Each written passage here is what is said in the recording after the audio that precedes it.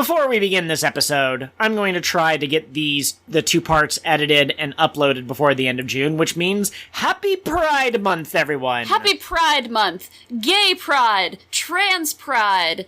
There's other acronyms. Like Ace Pride? Ace Pride, yes! And non-binary pride. We here celebrate all sorts of people from all different walks of life, and I think it is wonderful, and until we get to the point where people don't receive weird comments or threats or are attacked for simply living their lives, we're gonna have to keep pronouncing it proudly from the rooftops that this is a great celebration. Hell yeah, and because The Secret of the Mimic is coming out in June, we know The Secret of the Mimic, he's gay. Good for him.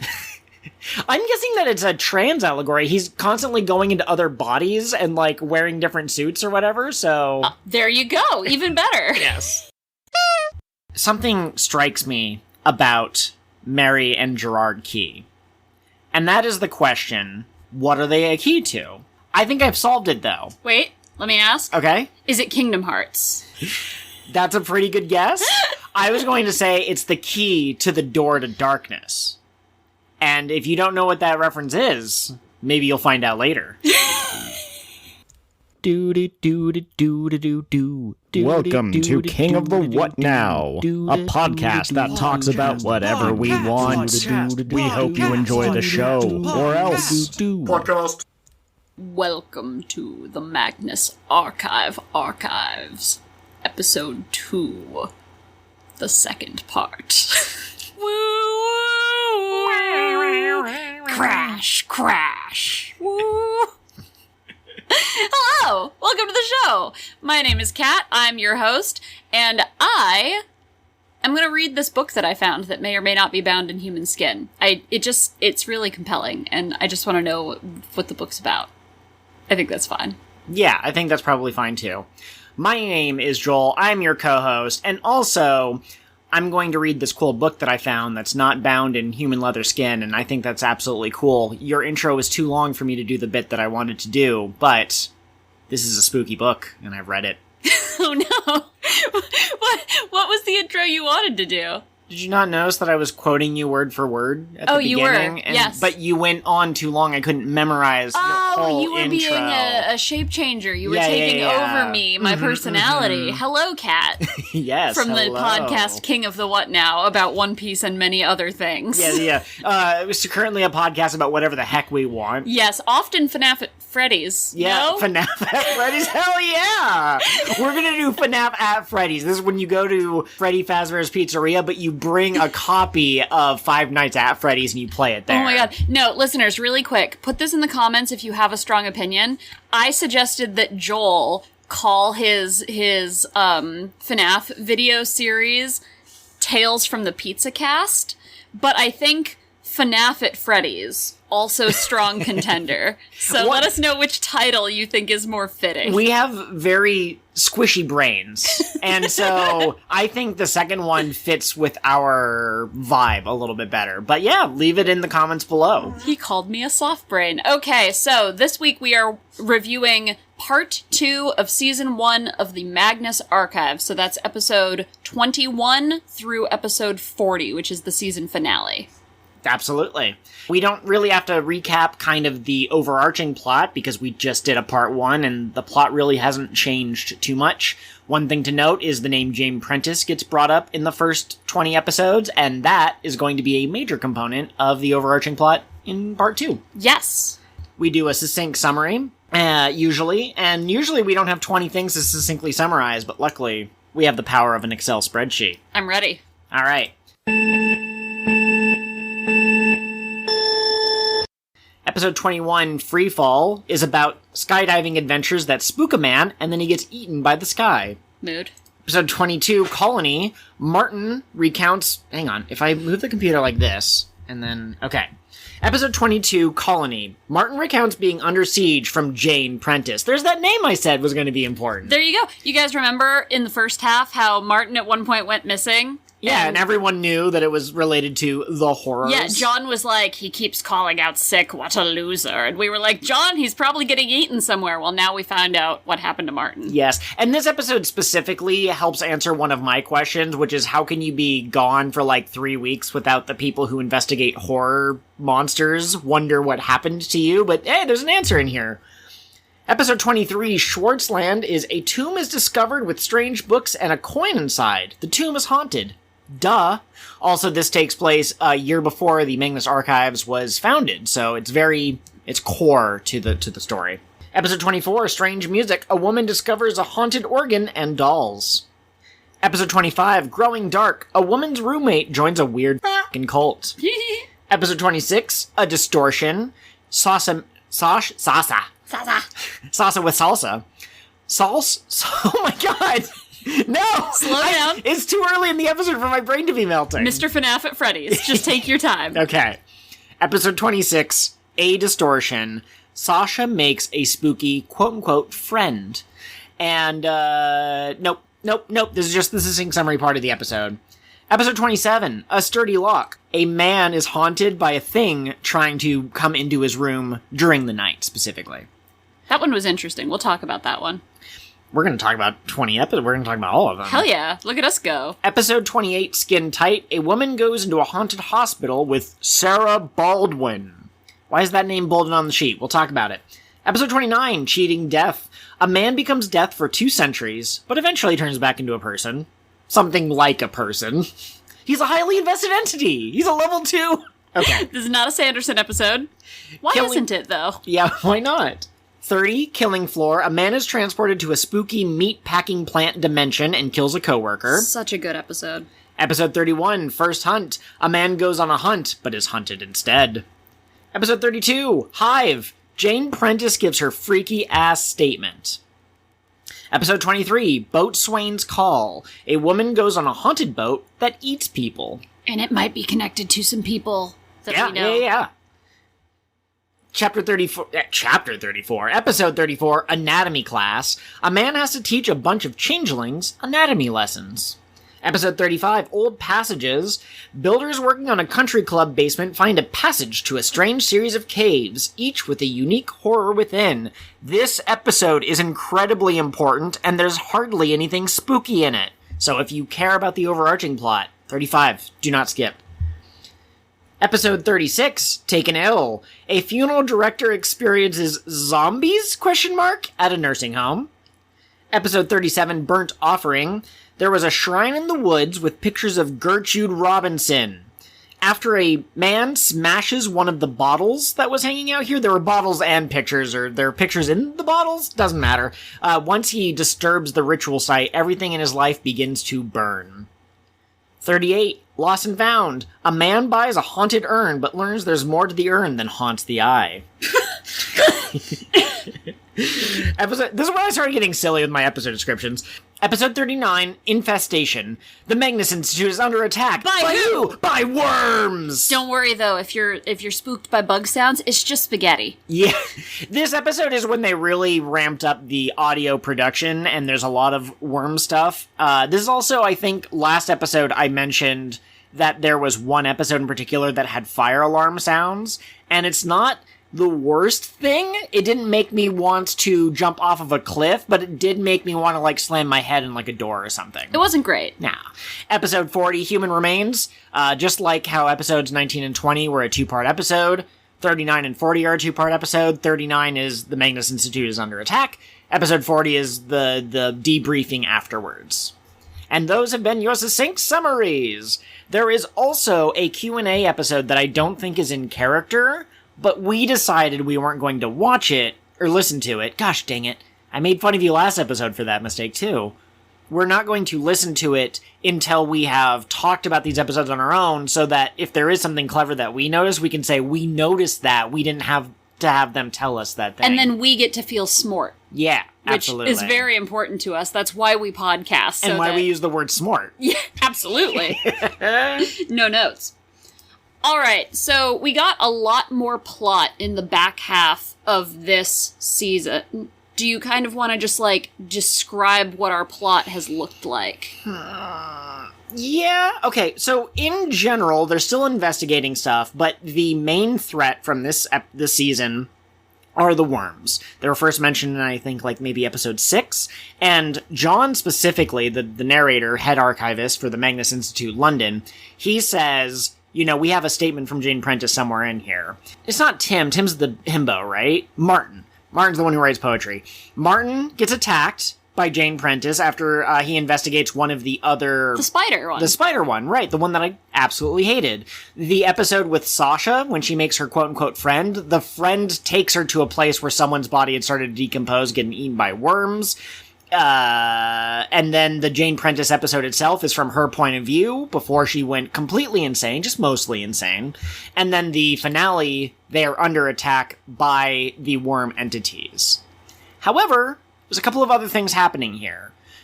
The Breakin' and Hope guys, my favorites, show up and actually make an on-mic appearance. Like you said last episode, they're giant Cockney guys. And they deliver a package to Jonathan Sims. It's a lighter with a spider web on it. This is important because in episode, I think it's 16, maybe 12, the one with the 2 hospital patients, and they both had burns, Gerard Key, he had a lighter with an eye on it. We know the eye is associated with his family. And now we have a lighter with a spider web on it. We know that spiders seem to be important because of the arachnophobia episode. And due to him, Jonathan Sims, trying to smash a spider, he found the secret entrance the worms were going to use to get in. And there's a theory that, like, the characters theorize that they caused the attack to happen prematurely, and that's how they were able to escape, is because there weren't as many worms as there could have been. So the spiders and the worms seem to be not pals. They don't seem to like each other. Well, and the worms aren't just worms. There's another episode with, like, flies in it, and there's another episode, and so, like, it seems like one of these things is bugs. But spiders is bugs in my opinion as well, but spiders not friends with bugs? Very curious. Spiders is not bugs, spiders is web. That's true.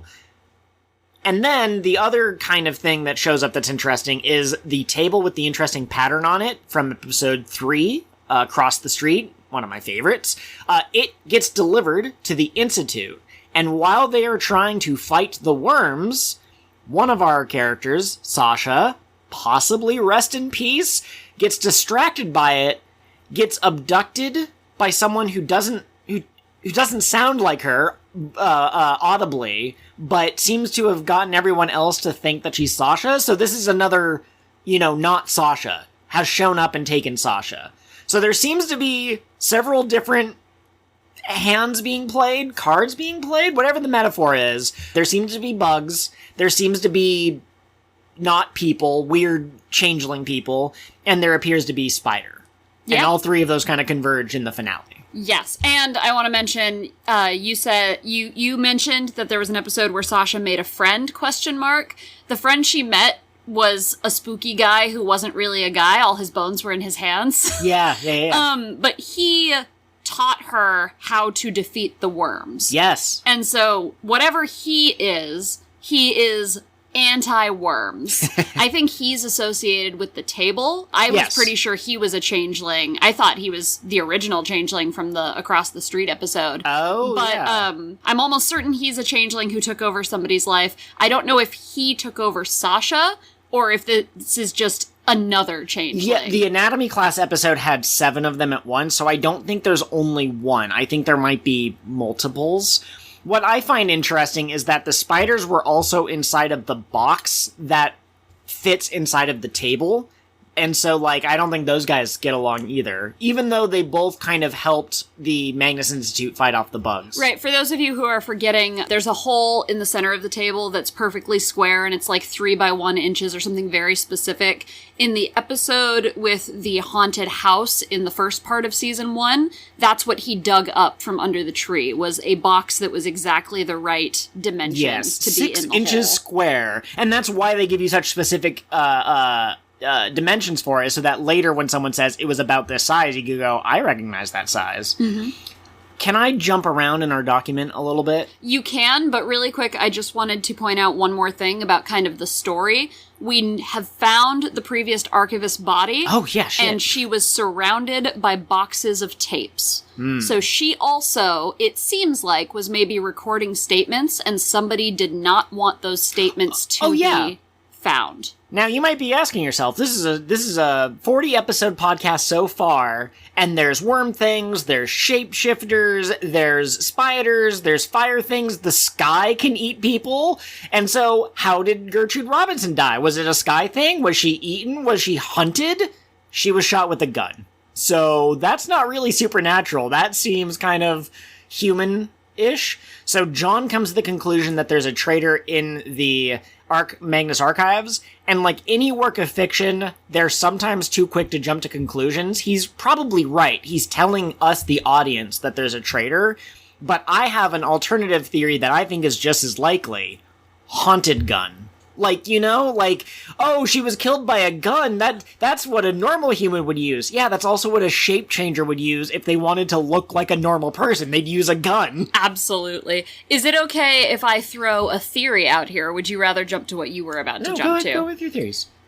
So we know that the Lucas family is connected to spooky shit. The Lucas family is the family that was in that Alone episode where she went to her fiance's funeral and his family was the Lucas weird. family? Mm-hmm. Oh my god, I'd never recognized that. Yeah, I got you. So they were there. The Lucas family is connected to the shipping episode from this one with the haunted ship. They own it or something like that. The captain was someone named Lucas, and the ship is owned by a company, this is in the notes, but owned by a company that was founded and majority owned by another member of the Lucas family. Right. And then, on top of that, we know the Lucas family are big benefactors of the Magnus Institute, because the episode Alone, John was not nice to her, and the very next episode, Elias was like, please don't piss off our benefactors. Yeah, don't do that. Mm-hmm. So, here's my thinking. I think that the Magnus Archives is stealing power away from whatever these things are. I think the more afraid people are, the more power they have, but knowledge kind of reduces fear. And so I think they are invested in people not understanding what's happening. And so the real purpose of gathering these statements at all is just to put them away somewhere. So it will seem like, okay, somebody's investigating this so we don't have to, but they don't want anybody to actually form connections and come up with a working theory. And that's why Gertrude was killed, and that's why they're coming after my boy John. ADHD is a hell of a drug. Let me see if I can find the quotes that I had written down specifically for this conversation. Jonathan Smith, I'm just going to call him John. I feel like we're on a first-name basis. At the end of the wrap-up episode, when he's kind of giving us hints as to what to pay attention to in Season 2, he says, our involvement with Jane Prentice going to the hospital. Spoiler, she went to the hospital before she got infected, before she exploded with bugs and started killing people, was dropped in what I can only describe as a cover-up. So that seems to be possibly related to maybe the Lucas family. Look, somewhere in this document, I imagine we were going to go kind of episode by episode, but there are quotes in here, and it's the Jane Prentice episode. She specifically says, it hates what you do here. You rob it of its power with your books and your language and your words. So, okay, very interesting. Now, what I was going to talk about after we started talking about the shape changers that seem to be related to the weird table with the patterns and the spider and the bugs, I wanted to point out that there seem to be certain entities that are associated with certain episodes. And what I'm trying to do is I'm trying to, without any foreknowledge, see what we can piece together from these episodes. So here's what I got so far. The creature that calls itself Michael said that the flesh hive was always rash. And we know that Jane Prentice is something like a flesh hive. So there seems to be bugs called the flesh hive, and then there's whatever the heck Michael is. In the haunted hospital episode, there was graffiti that said, silk will not stitch the butcher's meat. Okay? We have Jane Prentice calling the Magnus Institute a place of books and learning, of sight and beholding. Where did I hear that before? Yes. We have Gerard Key saying better the beholding than the lightless flame, so that's another two things that are kind of pitted against each other. Jane Prentice says, I'm not one of those fools chasing fractals. The episode with the guy whose dad was schizophrenic mentioned his dad was obsessed with fractals, and he thought he was going to be attacked by someone with all the bones in his hands. And then Jane Prentice also says, webs have a song as well, of course, but it is not the song of the hive. So again, bugs separate from spiders. Those are all the quotes I wrote down, but you can also tie together some of the themes of different episodes. So the first entity is meat/decay, ? The upstairs neighbor was obsessed with meat, maybe turned into meat before he died, and I mean, we're all meat in the end. But like meat, not like meat in a reasonable sack. Yes, I guess so. Skin. Yeah, okay. Yes. We also have the butcher that's mentioned. The butcher's meat will not be stitched by silk. And we have the killing floor episode. We have bugs, just everything with Jane. I'm not going to go into deeper details. However, there was also an elderly home episode that was haunted by the zombies ? It mentioned flies a lot. Flies are bugs. And it mentioned crawling like 2 or 3 times. And crawling is what bugs do. So the bugs aren't just bugs, they're also like corruption and rot. We have the spider from the spider silk. We have the webs having their own song. We have the web lighter that was given to John. We have the sky. The first Lightner book caused vertigo to anyone who opened it. It seemed to be related to lightning. And we have the skydiving episode. We have the darkness, because there was a dark church. That's the weird-ass freaky cult I mentioned earlier. There's possibly that dark thing that was going to eat the serial killer's daughter in that episode from the first half of these episodes. And then I would also assume that the claustrophobia one was also darkness, because the closer the caves get to you, the harder it is to see. Yeah, they do describe, like, not being able to see through the water and everything. And... Right. I think fire is one, because, you know, there was the lightless flame mentioned by Gerard Key. There's also been a couple of other places that had fire related. Oh, the lightless flame, or the darkness of the fire friends. Oh, maybe. We have body snatchers. We've talked about those extensively. NotSasha, Michael, Anatomy Class, just people who don't quite seem human, but maybe present as human. Yeah, or people who were themselves and then weren't suddenly. Yes. We have fractals. Jane mentions them specifically. We have the schizophrenic guy. Number 9, I'm not sure. We have a werewolf episode. And that might be related to meat, you know, because like a hunter eats meat sometimes. But for right now, I'm putting that under its own thing. Wolves, maybe. There Werewolves, you go. shapeshifters. And you said you're doing this with no foreknowledge, so I will not jump in with, well, obviously, it's this. Right, yeah, exactly. The problem with whatever the werewolf is associated with, I don't think we've had more than one episode tying to it, so it's hard to draw conclusions from just these early episodes. We also have bones. Now, here's the thing. I wrote down bones because I thought that bones and meat were separate. We have all of the different, there's the book that... Sorry. There's 2 books. There's the Bone Turner's Tale, which causes weird deformities, specifically in the bones. And then Mary Key had a book that when you opened it, tiny little animal bones came out. So I thought bones was its own thing. But in the episode with the hallways, Gerard Key got that book from a hallway that seemed to be bleeding. So I think maybe all body horror is one entity. But I'm counting bones as a separate one, because there seems to be so many things that are specific to bones. Okay. Loneliness, maybe. Again, there's that episode, I think it's called Alone, with the Lucas family. It talks a lot about how alone she was. But I also kind of feel like maybe that's related to the not them people. Like, if you're in a crowd of changelings and you're the only human, you're gonna feel goddamn alone. The ship is also related to loneliness, though, and tied to the Lucas family. Like, the main character of that one talks a lot about how, like, nobody spoke to one another, nobody interacted. So I think you're onto something with loneliness being its own thing. I appreciate your validation. Yes. And then the last one that I could see some being, like, recurring is death. There's that dream guy who was talking... No, hang on, that's not it. The one where the guy turned into the concept of death itself, it starts with him talking about how much people are afraid of death, and we know that fear seems to be important, and so all of that ties together into death itself might be its own entity. And that's what we have so far. Nice. I like you so much. I was like, hey, do you want to do an episode on this podcast I found? And you were like, sure. And I went, do you think we should maybe try to connect the pieces? And you went, say no more. I have a spreadsheet. All of these notes, all the clever things we're talking about, that was all Joel. I basically just show up to record. Aw. So Well, thank you very much. Oh, shoot. Another thing to talk about the entities.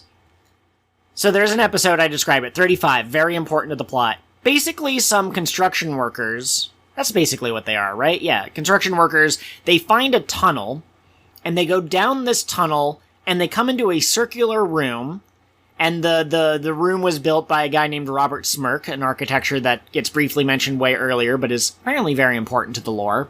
And there's 14 hallways. There's 13 aside from the one that they came down. And one of them is described as being incredibly dark. We already know darkness seems to be a thing. We have the Dark Church episode. The guy who leads the church is named Mr. Pitch. Oh, as in pitch like dark. Pitch black. Yeah, pitch black. Yeah. So there's a tunnel that was extremely dark.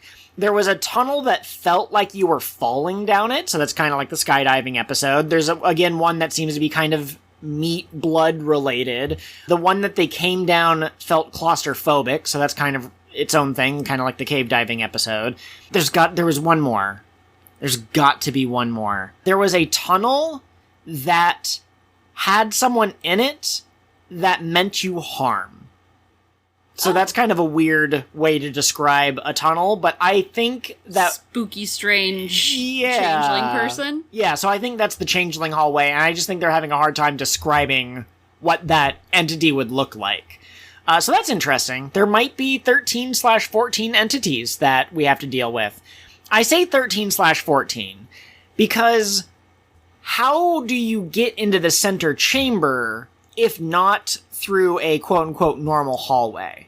And so the one they came down was a horror because the guy kept being like, we have to measure to make sure it's not getting smaller. It feels like it's getting smaller, and it wasn't. So that tunnel was supernatural. That tunnel was like claustrophobia. Yeah. But I think one of the other 13 might have just been a normal hallway. Or there's 14 spooky hallways, and you have to use magic to get to this center place. Okay, yeah, absolutely. It's interesting that somebody made a shrine to the spooky things. Yes. Why would they do that? People seem obsessed with the spooky things in this series. I mean, what are we if not the Magnus Archivists? Yeah. So I guess we, too, are obsessed with the spooky things. Really quickly, since we've got your amazing list here, are there any that speak to you? Would you give yourself over to any of these entities? No.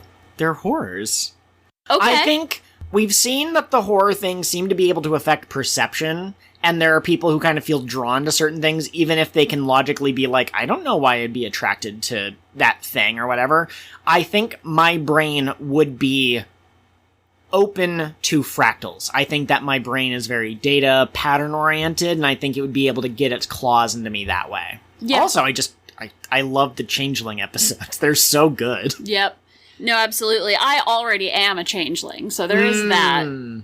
But no, the sky horror speaks to me. Okay. Like, we'll talk about it when we get into favorite episodes, but I found that episode so peaceful, and I was like, he was spooked? How strange. I see. Okay, yeah. No, I mean, like, I think I touched on this last episode. The more... Because they're trying to cover a bunch of different bases. These aren't all stories about people who get lost in the woods. There's all sorts of different ones. So your personal fears are probably going to affect which ones scare you more than the others. Yeah, no, absolutely. I saw somebody on YouTube say that they saw somebody on Tumblr say that if you have a phobia, the Magnus Archives has an episode that you can't watch. Right. And, like, there's definitely been at least 2 or 3 like that for me in just this first season. I mentioned last episode, the claustrophobia one was really difficult for me to listen to. It made me very spooked. And then this one, the hospital one, I can't even really talk about it without getting, like, upset. Episode 36, just like how you only very briefly talked about the man upstairs to try to avoid being too gross and graphic to our listeners, who I don't think are quite as hardcore as the people who listen to the Magnus Archives. Basically, there's a retirement home where the people, like, the retirement home closed, like, a month ago, but there still seemed to be staff and people there who were all dying, and it seemed related to disease, and it seemed really bad, and it got burned down by a guy who apparently we're supposed to notice might be the vampire hunter. Except, so this is funny, I was re-listening to these episodes in preparation for recording, and you said that you saw a YouTube comment that says, hey, that guy is supposed to be the vampire hunter. And I went, there's no clues that it's the vampire hunter. We don't know what Trevor the vampire hunter looks like. So when they say it's a man with a long beard, how am I supposed to know that that's Michael? But then at the very end, John says, this almost would remind me of Michael if he weren't already dead. Do you mean Trevor? Yes, Trevor. This would remind me of Trevor if he wasn't already dead. And that's one of the episodes where he gets cut off. John gets cut off right before he starts making connections because they don't want us, the viewers, to know what's going on. So that's very interesting. Very, very interesting. So is Trevor dead? Or is Trevor something else? Can the horrors bring you back if you die? Can the body snatchers take a dead body and assume their identity? Although, I will say that Trevor in this episode, with some sidekick that we've never heard about, who was described with, like, a specific scar, so now we can look out for other characters with that specific scar, but he was fighting the horror, so either this is more of the horrors fighting each other, or he's still a good guy who cheated death somehow, or came back or something. Something, yeah. We already kind of touched on the episode from this part of the season that was scariest for me. Were there any that were especially effective or scary for you? I already covered. Do not like bugs. So anyone with Jane Prentice, creepy more so than like scary, but like I didn't like them. I really liked her statement episode. Like the voice acting in that was phenomenal. It was unsettling. The voice acting, the writing, it was all top notch. And she comes in to give a statement. And she seems to be flip-flopping as to whether she wants help or not. Like, at the beginning, she's kind of like, if there's anyone who can help me, it's you. But then partway through, she's like, we hate you. But at the end, she concludes with basically, like, I should have known that there aren't words to capture the feelings that I'm feeling, the horror that has gripped me. And I think that's really fascinating because the writers of this podcast are trying to convey unknown horrors or horrors that go so deep that like humans have no comprehension of it. And so now you have a person who can feel the horrors and is trying to communicate them, but basically ends with, I don't have the words. I can't. There's no way. Yeah. Let's see. Killing Floor is pretty creepy. Thinking about all like the bodies that were in there. First Hunt, I don't want to be attacked by a werewolf. I don't particularly like guns, and this guy who gave the statement is kind of obsessed. Like, you can tell the way he talks about it, that he's not just like a guy who likes weapons. He's a guy who like wants to lick them and like run his hand on them. It was kind of like when we were in college, how you imagined all gun owners were. Like that level of crazy. You don't need to call me out, but yeah, you can tell that like he's obsessed with guns. Yeah, he had to go to America to feed his obsession. Taken Ill was, I think, the most effectively gross episode out of all of the gross episodes. There's a character who briefly touches one of the dead bodies, and throughout the episode there's little hints that she says it's okay. Like, the first time she mentions it, she's like, oh yeah, I wash my hands really carefully. But then there's another comment later where she's like, no, my hand's really bad. I wash it like every hour or something like that. And then at the very end of the episode, John goes, yeah, I reached out to all the people to get corroborating evidence. She didn't have her left hand. She said it was a workplace accident. So like, she cut it off because she imagined the disease going up her arm. That's pretty scary. That could happen to me. Right. Yeah, exactly. Yeah. Burnt Offering, the one with the shrine to hating Gertrude Robinson, that was really creepy as well. It's like, what is going on here? I'm going to want to talk more about that episode specifically for sure.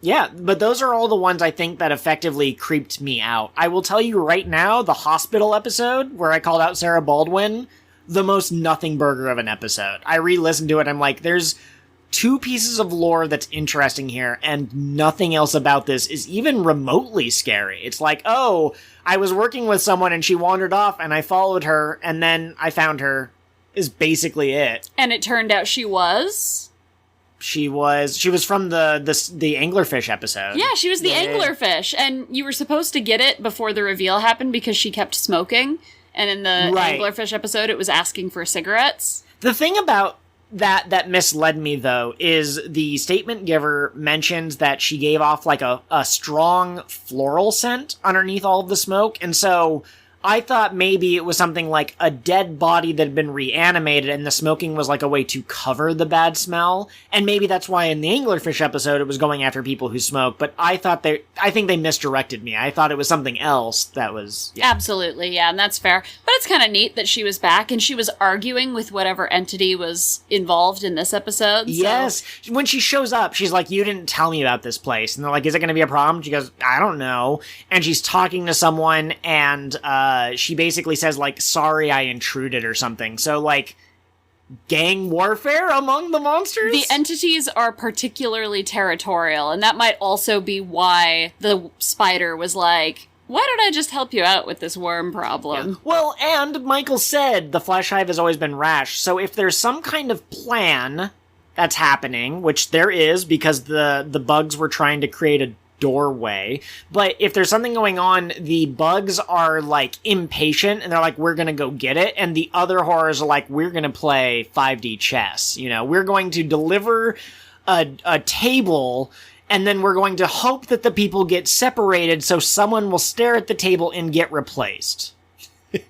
So they've got to be able to see like a little bit of the future or something, because that's a crazy plan. Off the top of your head, which of the entities that we kind of like know about or can guess about do you think is related to the anglerfish? Is that the body snatchers? I think so. I guess it would have to be the way we have seen them interact with people. They definitely are getting snatched. Yeah, there's a spooky thing and it's wearing human skin, but it's not a human. Right. So, absolutely. All right, I'm going to list my favorite episodes, and then we can kind of discuss them. Yeah, but I'll list mine, you can list yours, we'll discuss them. So the ones that I wrote down were Freefall, Strange Music, The Killing Floor, Anatomy Class, and then I have First Hunt and Lost and Found kind of tied for my number 5. Oh, okay, so that was your ranking in order of how much you like them. No, not necessarily. That's just the order I wrote them down in. Okay. What I wrote down... Lost and Found, Anatomy Class, Cheating Death, and A Sturdy Lock. Very cool. So it sounds like some of us kind of lined up, but then we diverged a little bit as well. I want to touch on Anatomy Class first. Oh, it's so good! The funniest episode of a horror thing I've ever heard in my life. It was good. Yes. Okay, so I'm going to go into a slightly deeper version of what's happening. A man who is a professor of, medicine, he's a surgeon, he's asked to teach a class that he wasn't supposed to teach. But they had some overflow, and somebody has to teach these students. Right, and we'll get into it, but the horrors seem to have some level of reality warping, because these students weren't in the first semester of classes, but they somehow got put into the computer for the second semester. And so these students show up, they all dress basically the same. Like, some of them are girls and some of them are boys. So, like, one of the girls wears a skirt, but they all wear, like, I think it's blue and white or something. And you have a hard time remembering what they look like when you're not, like, looking directly at them. And they all have names that are the default names that you would use in a specific culture. So I think one of them is John Doe, I'm pretty sure. John Smith, I think. Oh, yeah, John Smith, thank you. One of them is Juan Perez, and I do not remember the other 5, but one of them is like the stereotypical Russian name that you give if you don't have like a name for them. One is Middle Eastern. Yeah, exactly. So he teaches this class, and they ask a lot of really specific questions. How many bones is the arm supposed to have? Right, how long are they on average?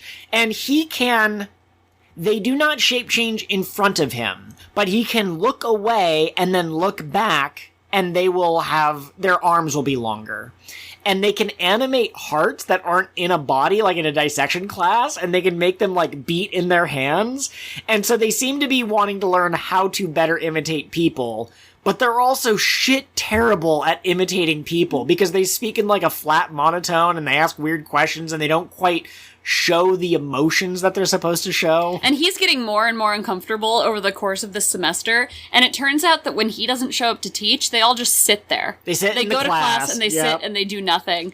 But yeah, the heart scene was specifically, like, I was rolling listening to this.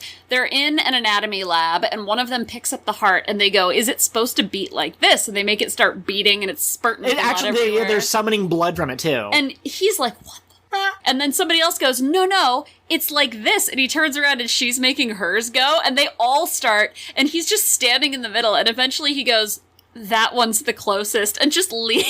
Yes. I like I said last time, there are Fey rules here. There are ways to know, like, there's ways that the horrors operate. Because later when people go to the anatomy class, all of the blood is gone.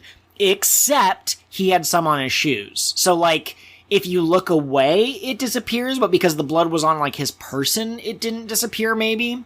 The other thing that is incredibly creepy from this episode, there's another thing that's, like, kind of funny, actually, to me. I don't get the horror, but they gave him an apple like you would give to your teacher, and it looked normal, but when he cut into it, there were human teeth in the apple, which... weird. Were they all the same tooth? No, but I actually think that they looked to be from different people, I believe is what the person at the end of the episode says. The thing that was legitimately creepy is our speaker goes to where they are listed for where they live, and one of them answers him, and he can hear screaming from inside, and they're like, do you want to teach us more anatomy lessons? And he, being the sane and rational person he is, fucking books it. He just runs.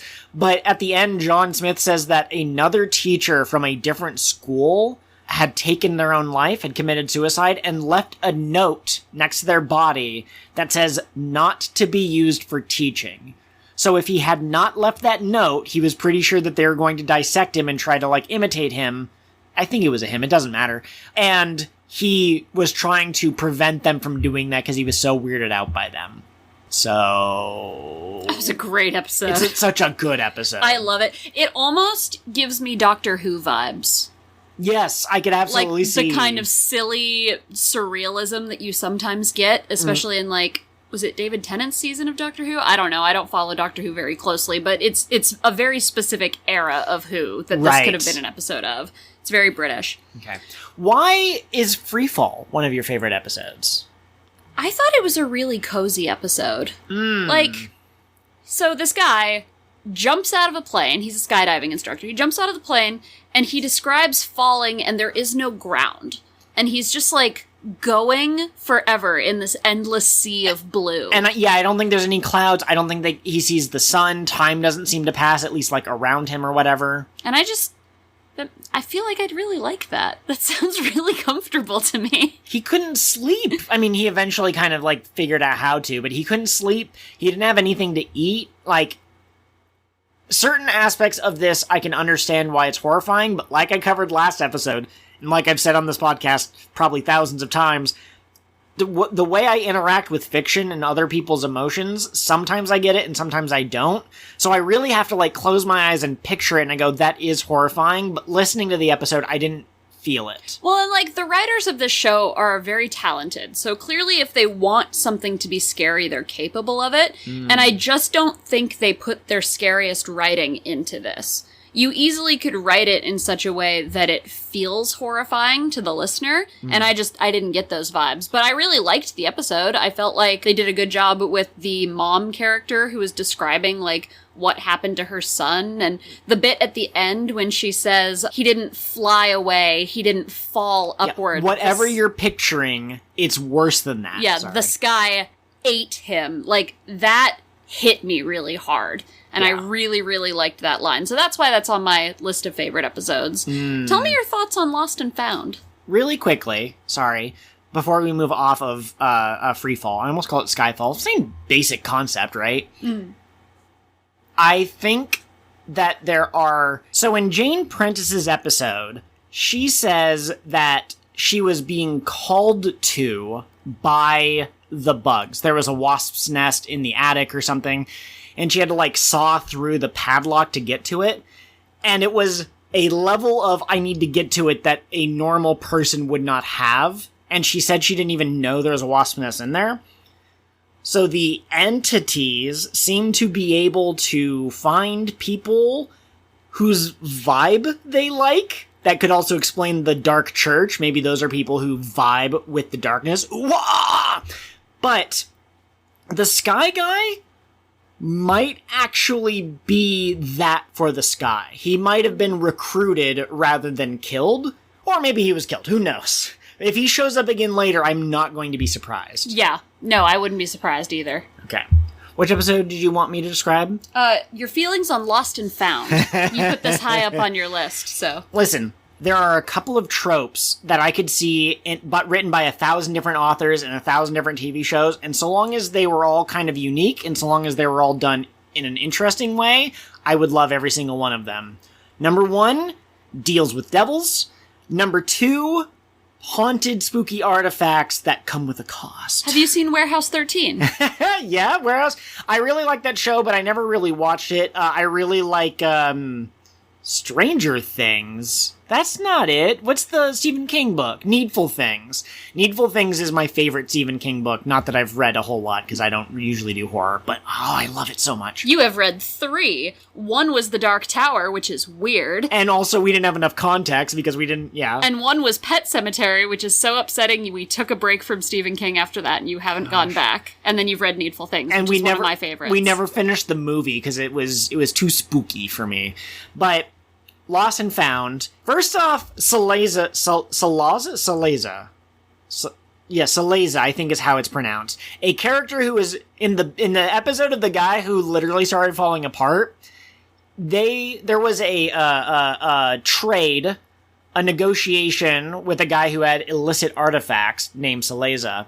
He shows up in this one, and he's more of a main character. He seems to have a knack for finding spooky things, John's words. So he's going to show up some more. John didn't say spooky. No, John didn't say spooky, but he has a habit of finding strange artifacts that he sells to the Magnus Archives. Gosh, dang it! I was going to open this episode with, I'm John Spooky. We can edit it back in. No, it's fine. Anyway, continue. But Saleza sells artifacts. He has a lot of books, which is scary, but he has an urn that has intricate patterns on them. It has what? It has patterns on them.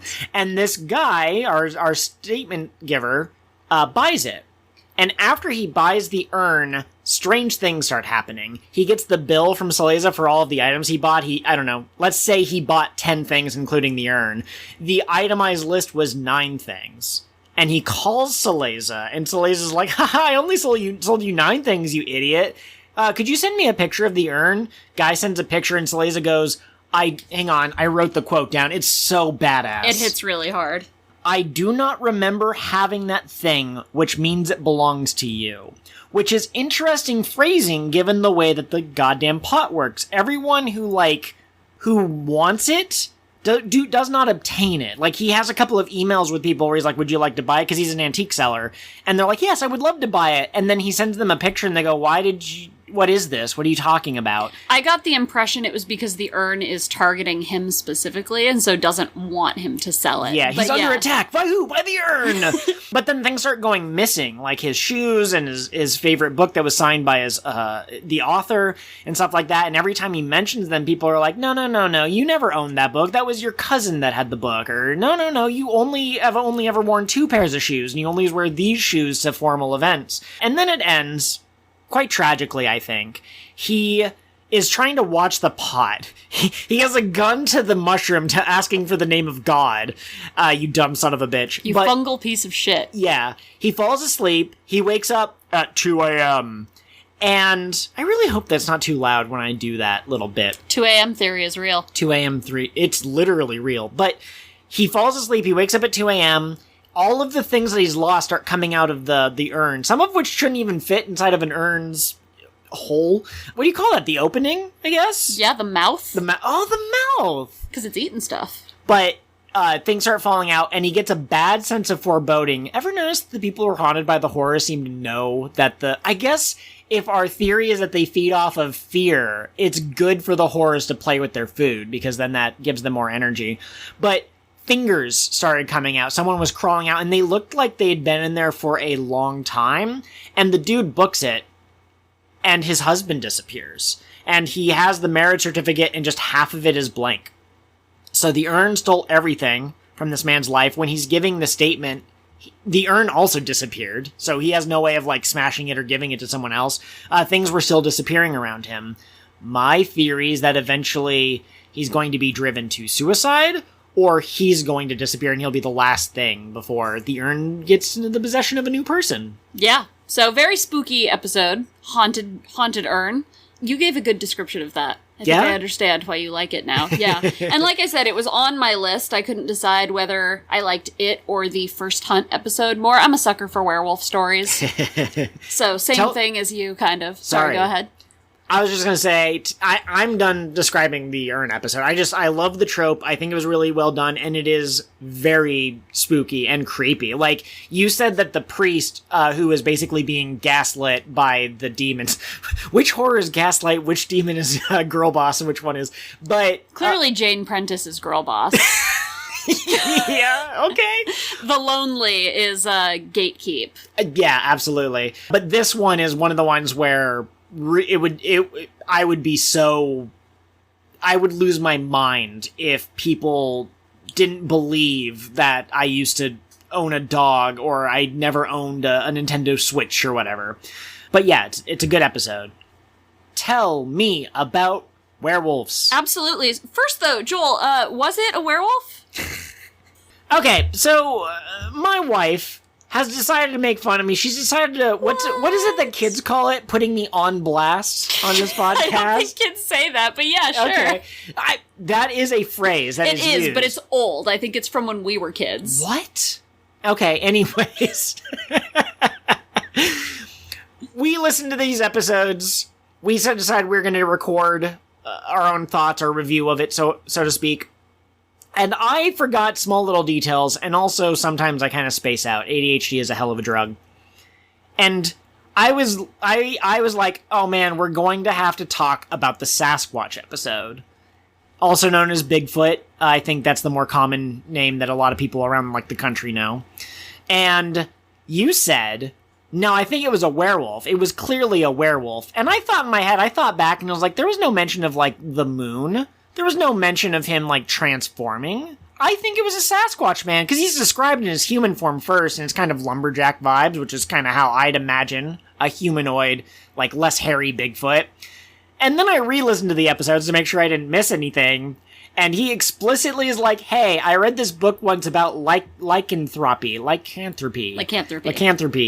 And this reminded me of that, and he had fur on the inside like wolves have fur on the outside, so just straight up, this episode is about a werewolf man. Oh, woo! Do it, Joel. A hunting we shall go, a hunting we shall go. Anyway, so like Joel said, the main character of this episode is like unsettlingly into guns, and he wants to hunt, but he doesn't want to hunt like those namby-pamby British people. Yeah, there's no good game in Britain. He wanted to learn what it was to dominate something and put the fear in them.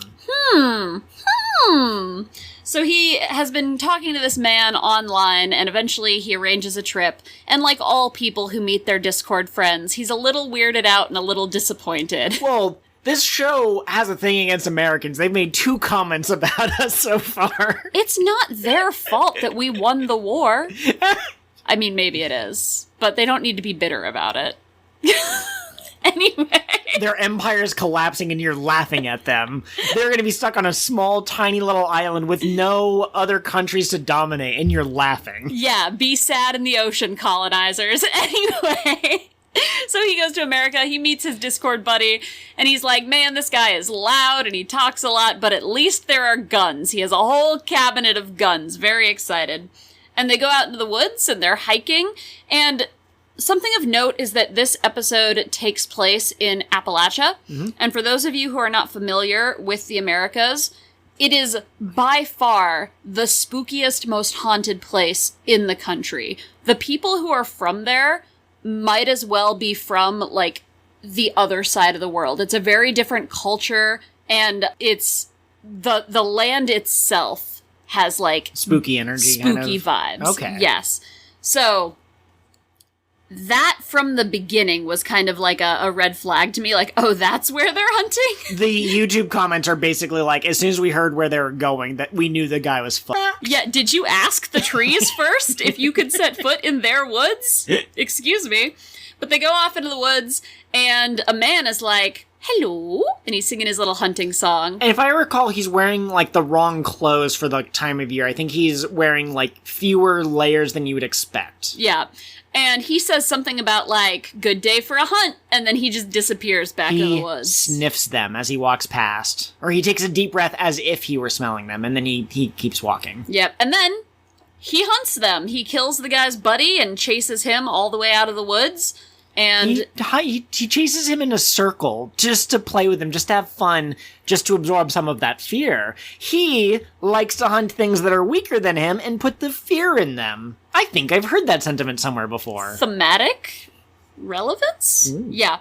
So I just really liked that episode because I like werewolves and I like spooky things, and nope, I'm not saying that on the podcast. Never mind. You're not going to mention it on the podcast? Nope. Yeah. That's K-N-O-T, in case Why would anyone... you be explicit about that? Listen, explicit would be saying... You're gonna bleep all of this out, correct? Yeah, I'm going to bleep out enough of it that we won't get demonetized, but I'm going to keep in enough of it that people know. God, you should be ashamed of yourself. You read too much fan fiction. I don't read any fan fiction. You read the I fan have fiction, a wife right? who tells me about fan fiction. Hello, husband. Did you know that blah-de-de-blah-de-de-blah? I'm learning so much about sexuality, and happy Pride Month, everyone. So I want to talk about the killing floor. Oh, yeah. Okay. This was such a good episode. It was so spooky. There was a YouTube comment that said something along the lines of, "This show is making me want to be a vegetarian," and especially this episode. I have a friend who is a horror author, and she said that one of the things that started her writing about, like, cannibalism and other spooky themes when she was young was that she realized that people and animals are the same, and we love animals, but we still eat them. So if we love people, it must be okay to eat people, too. And she doesn't actually believe in eating people, like, IRL, but that's what she writes. It's one of those, like, it's kind of like a Joker moment, or like that realization, like, how come no one's talking about this? Right, but those are the themes that make it into her writing. And I feel like that sentiment was really nicely contained in this episode. And it's, again, a man gets trapped in, like, a liminal space, which has happened in a couple of different places. There was the cave episode where she was in a cave that didn't actually exist. The sky episode, and the one I keep mentioning, the graveyard dimension. Right. But he gets pulled away into this liminal space, and there are bodies hanging from meat hooks, but they aren't animal bodies. They're human bodies. And he ends up on the conveyor belt that they put animals on to get the bolt gun to the head. And there's this, like, immense fear that he's going to get got. But in the end, he gets his coworker instead, who's just described as having disappeared and was never seen again. Yeah, they were reported as walking off in the middle of the day together and just kind of, like, not saying anything. But while they were in the liminal space, so maybe they're not even in the liminal space. Maybe it's all in their heads. But yeah, this episode did not leave much of an impact on me the first time I listened to it. The second time, because you'd already told me off mic that you had high praise for it, so I tried to go in with more of an open mind. And I still don't think that it's one of my favorite episodes, but it is one of those ones where, like, I think a lot of these episodes, if I saw them on a TV show, if there were more visuals and there was, like, sound cues and stuff, I think they would absolutely terrify me.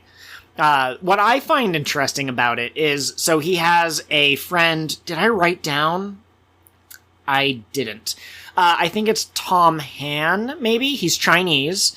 And the statement speaker says, like, I didn't think he spoke very much English or any English at all. But right before the spooky starts, he says, "You cannot stop slaughter by closing the door." And in perfect English. He explicitly says in perfect English. So, like, maybe this guy was also a servant of the meat, and it gave him linguistic powers. Mm-hmm. And this is a pattern that shows up a lot in the Magnus Archives, is somebody will be going about, like, their normal business, basically, and then someone will whisper a weird phrase at them, and then the spooky stuff starts happening. It's like a secret agent. No, what's it called? Sleeper agent. It's like an activation phrase. Yes. Yeah. I will say the thing about this episode that I find more compelling is the fact that the guy who's giving the statement, they voice acted and wrote it. Again, this is a masterclass of a podcast. No wonder it's won awards. But you can tell that he is kind of PTSD about the whole thing. And they mentioned that people aren't allowed to be on the killing floor for a certain amount of time. And he's already kind of served that time to a certain degree. But you can tell that he has, like, mental trauma without him just outright saying, you know, oh, it was horrifying. He says things like, I wasn't feeling much at the time. Mm-hmm. So I think that was really well done. Yeah, no, they did a really nice job with this one. What other episodes do we have on here? Tell me about Strange... Oh, wait, hang on, you were describing the killing floor, so now it's my turn. Yes, so really quickly, I listened to the cheating death episode, and I texted you, and I was like, this is going to be your favorite episode. Oh, shit, I have 3 tropes that I really like. I also like chances of... games of chance against, you know, devil's supernatural powers. Yeah, Reaper. Yeah. Yeah, there you go. So tell me a little bit about this episode and your feelings on it. This episode's really interesting. First off, the statement speaker is from, like, 1775. He was fighting during the Revolutionary War in America. And he ends up getting shot, and he thinks he is going to die unless he gets medical treatment. And he ends up in a basement cellar, and there's a skeleton there, and he specifically... Again, it's one of those things where words can't really describe it. He goes, we draw death as a skeleton, but death isn't the skeleton. It's the energy around the skeleton. But it looked at me, and I asked if I could play a game against it, and it offered to play chess, and there were 2 others I can't remember, but he has a specific game that he likes to play, and also he's really good at cheating. So he challenges death to this game, and hang on, what does death say? If you win, you won't die? No. There's something about the wording. At the end of the episode, he says, you said X, and the skeleton goes, no, I didn't, because it said something slightly different. But anyways, he challenges death to a game. He cheats at the last minute. There's a heavy pause. You can infer that the skeleton let him win for reasons. And when he wins, the skeleton comes back to life, and he gets turned into a skeleton. And now his job is to go around and challenge people to games of chance. They don't always challenge people whose time has come. So sometimes they go to someone who's an hour away from death and go, do you want to play a game? Sometimes they just go to random people because they don't want to be death. They want to lose. It's just like that Twilight Zone episode with the pool player. But he eventually loses. He gets turned back into a flesh and bone person, but he seems to be immortal. There's blood on the transcript because he decided to, like, stab himself or cut off a finger or something, and then he got better. There's no description of what happened, but there's blood, so something happened. And it's so fascinating, and it's one of those episodes just like the poem, the poet from World War I, how that episode was really good. This episode had the same kind of vibe. Yeah. It makes me wonder about the Piper that guy saw. Was that just one of these people? Oh. See, I thought he only ever heard the music, but they could be related. We assume that death is one of the entities. Mm-hmm. But yeah, Joel has his tropes, and whenever I find something that lines up with it, I'm like, please take this. Yes. Put it into your mouth. I'm sparing you from starvation. I can't eat this. This is a podcast. But, I mean, honestly, I don't really have anything else more to say about this episode in specific. I did decide to try and write down a chronological order of the episodes. Did I have to do that? Are there resources online that probably already list the episodes in chronological order? No to the first question, and yes to the second question, but I did it by hand because I'm a weirdo. And also, what if the people online took all 200 episodes and put them in chronological order? I only want season 1. I'm not spoiling myself for the future. But basically all of the 40 episodes, 36 of them take place in the 90s or later, in the last 30 years, I guess that would be 35 years. But 4 of them are in different times. This one, the actual date of the incident was 1775, and then he lived for 200 years before he gave the statement, whenever that was, maybe 1995. We have the 1815 episode, which is like hints on how the Magnus Institute was founded.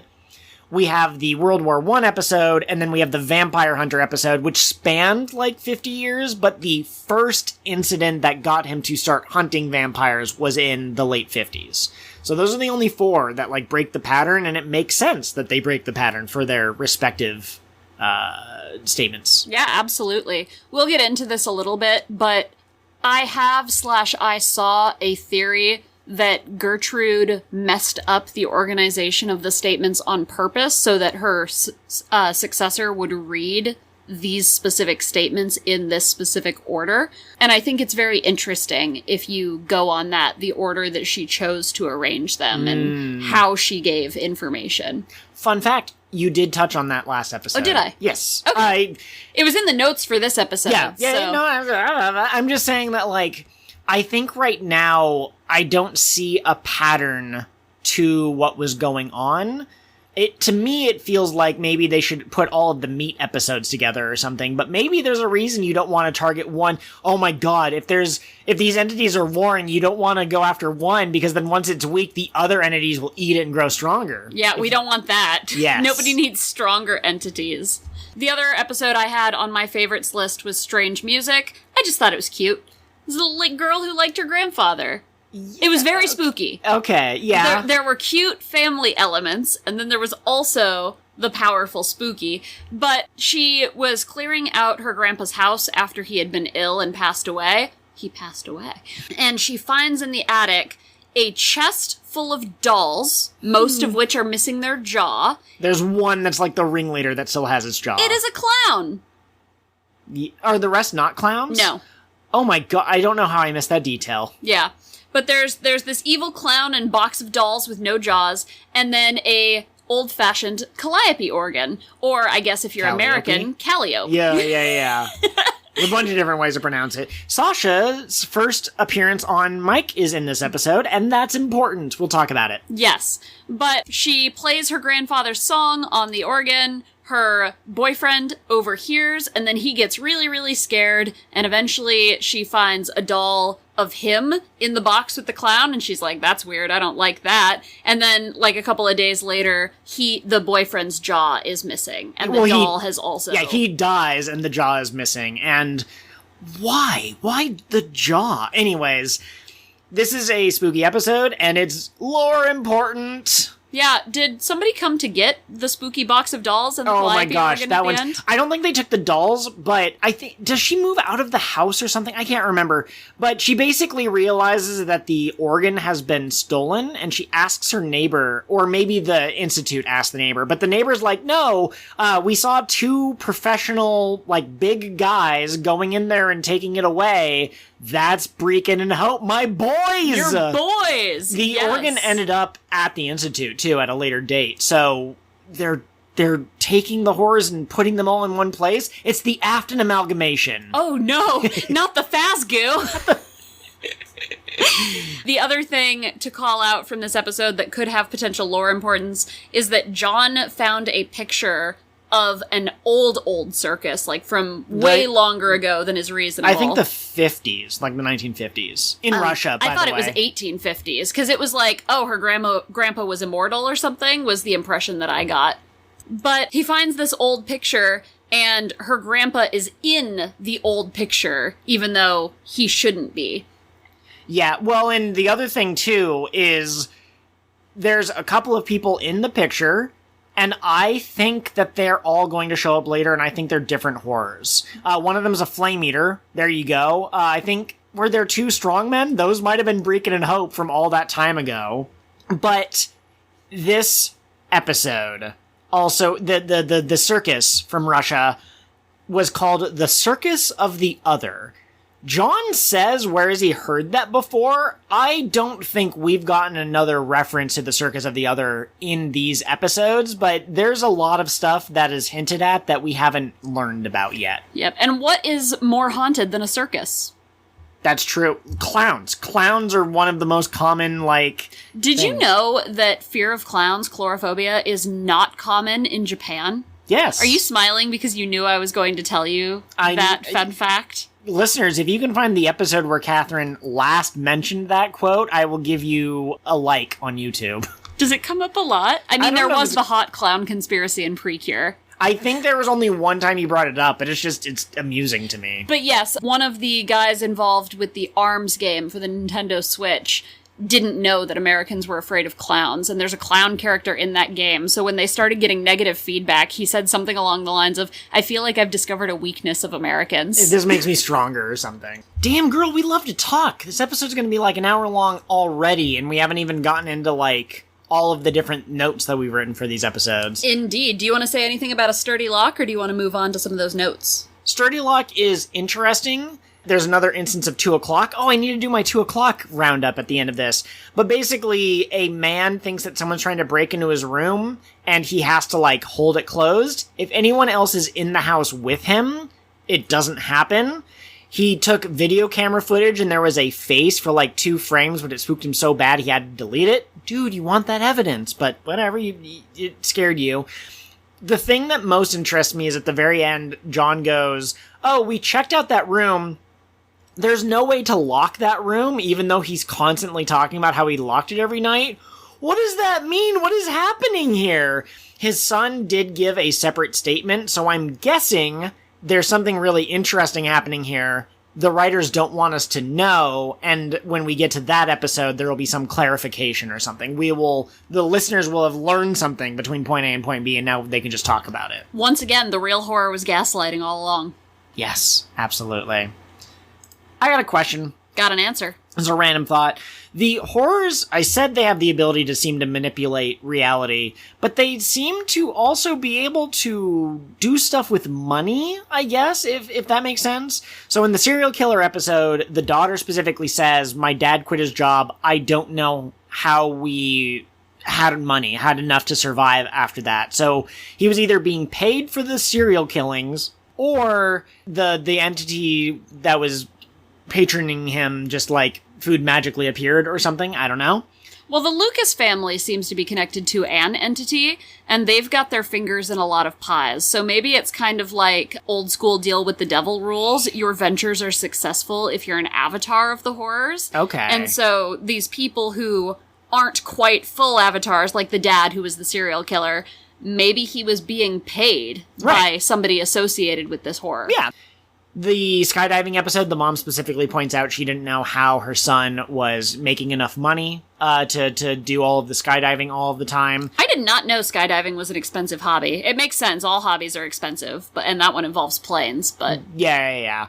And then the man upstairs, John specifically goes, hey, where did he get all of that meat from? So that's interesting.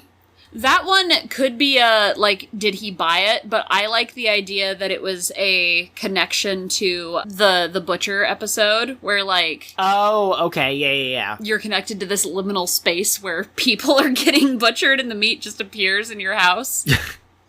Yeah, absolutely.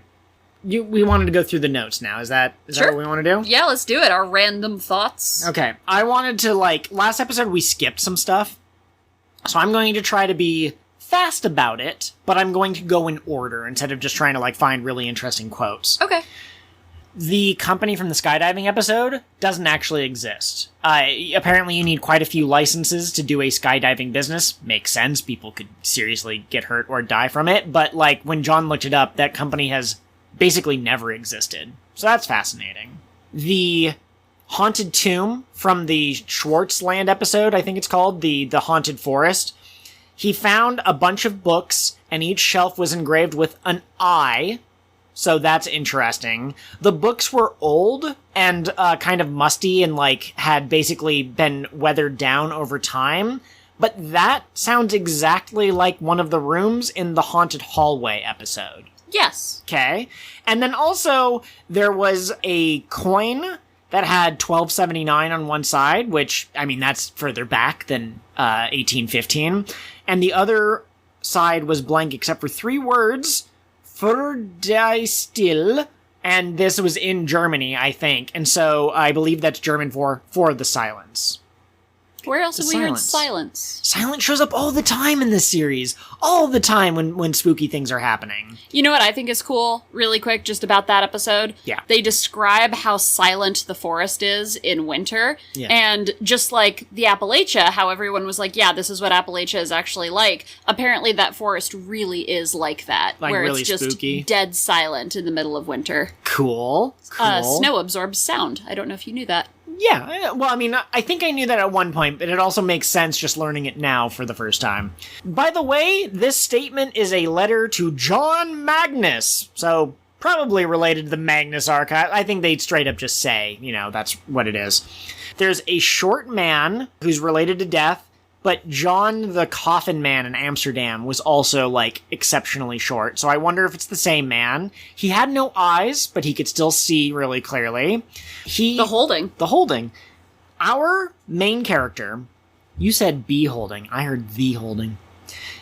Our statement giver took the coin and I think a book, maybe, from the tomb. He went home, he was attacked by this man, the next day or something. Right before the man was about to kill him, he, looked up, and he was like, what was that? And then disappears into nothingness.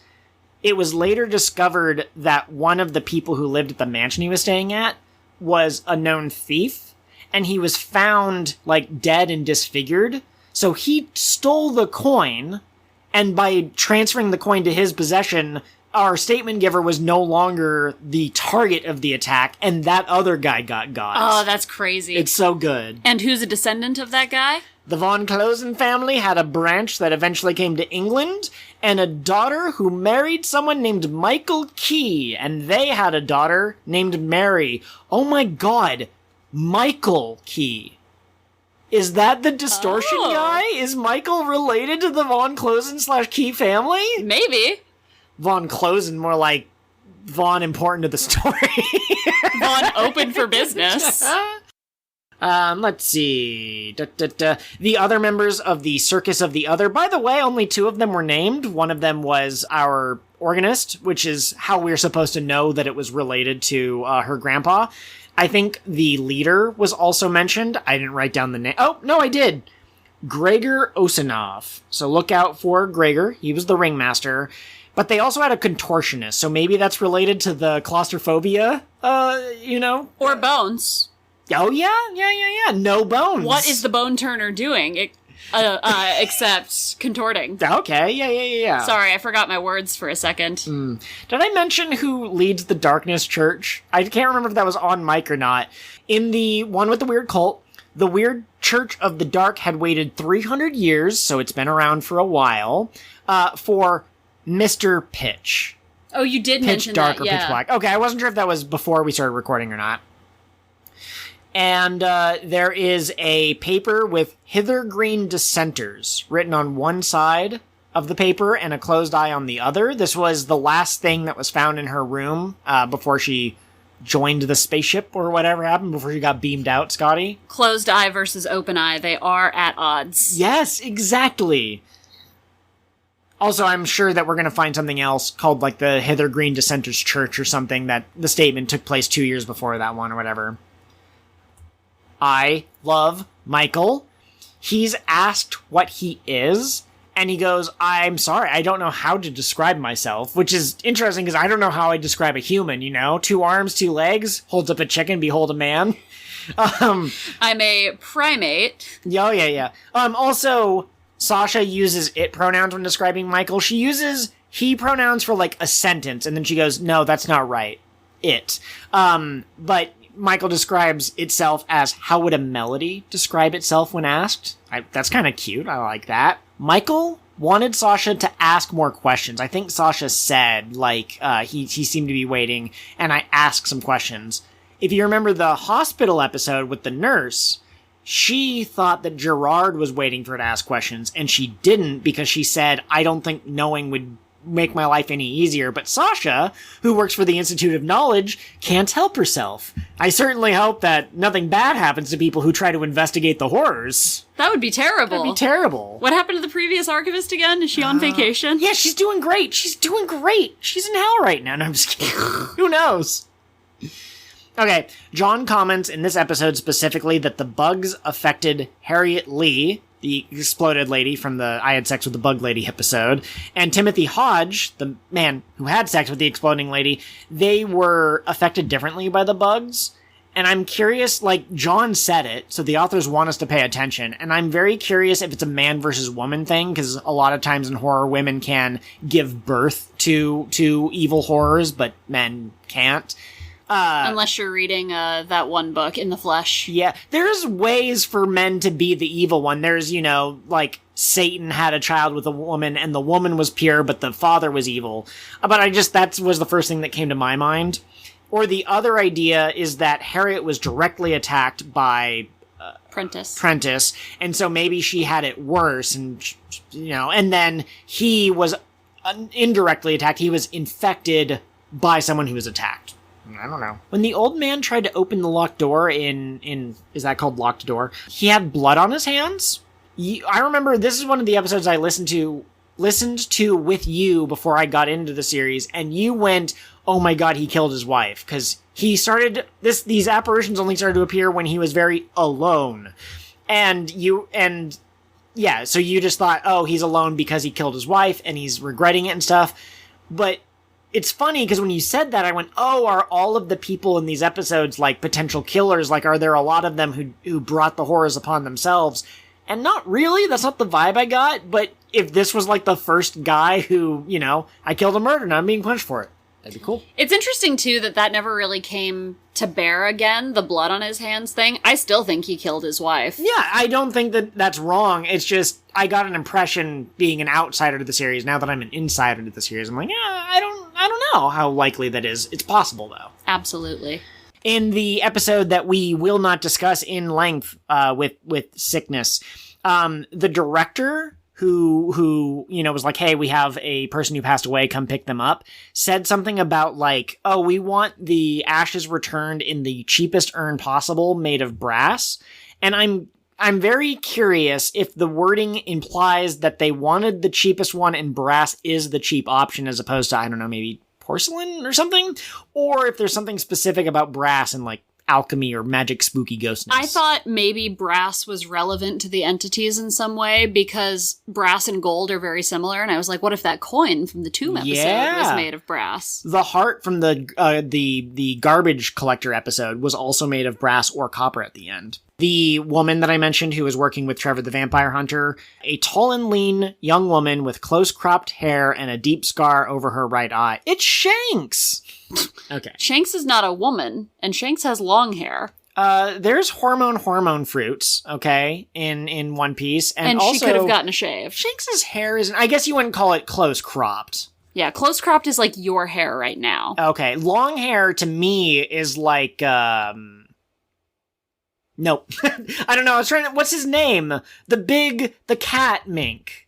He has long hair. Yeah. Momo Fouché or whatever. You're just making stuff up. I couldn't remember. Cat Viper. Yes. Yeah. Oh, Cat Viper. Yeah, it does have like a non-name name. Like, that's a title. The forest that had the ritual to let's kill Gertrude Robinson, there was a clearing, but it was like a perfectly circular clearing, but none of the trees had been cut down to make it circular. They had like planted trees to make it grow in a circle, and the person was like, they looked to be 50 years old. So people wanted Gertrude for a long time. They were going for her ass. I have a question for you. Yeah. Gertrude in the bottles in the fire circle. Was that a protective thing or a killing her thing? Because why would you leave it up after she was gone? Maybe they didn't know she was gone. Oh, or like you look at the date on this statement versus when the actual episode takes place. Actually, hang on.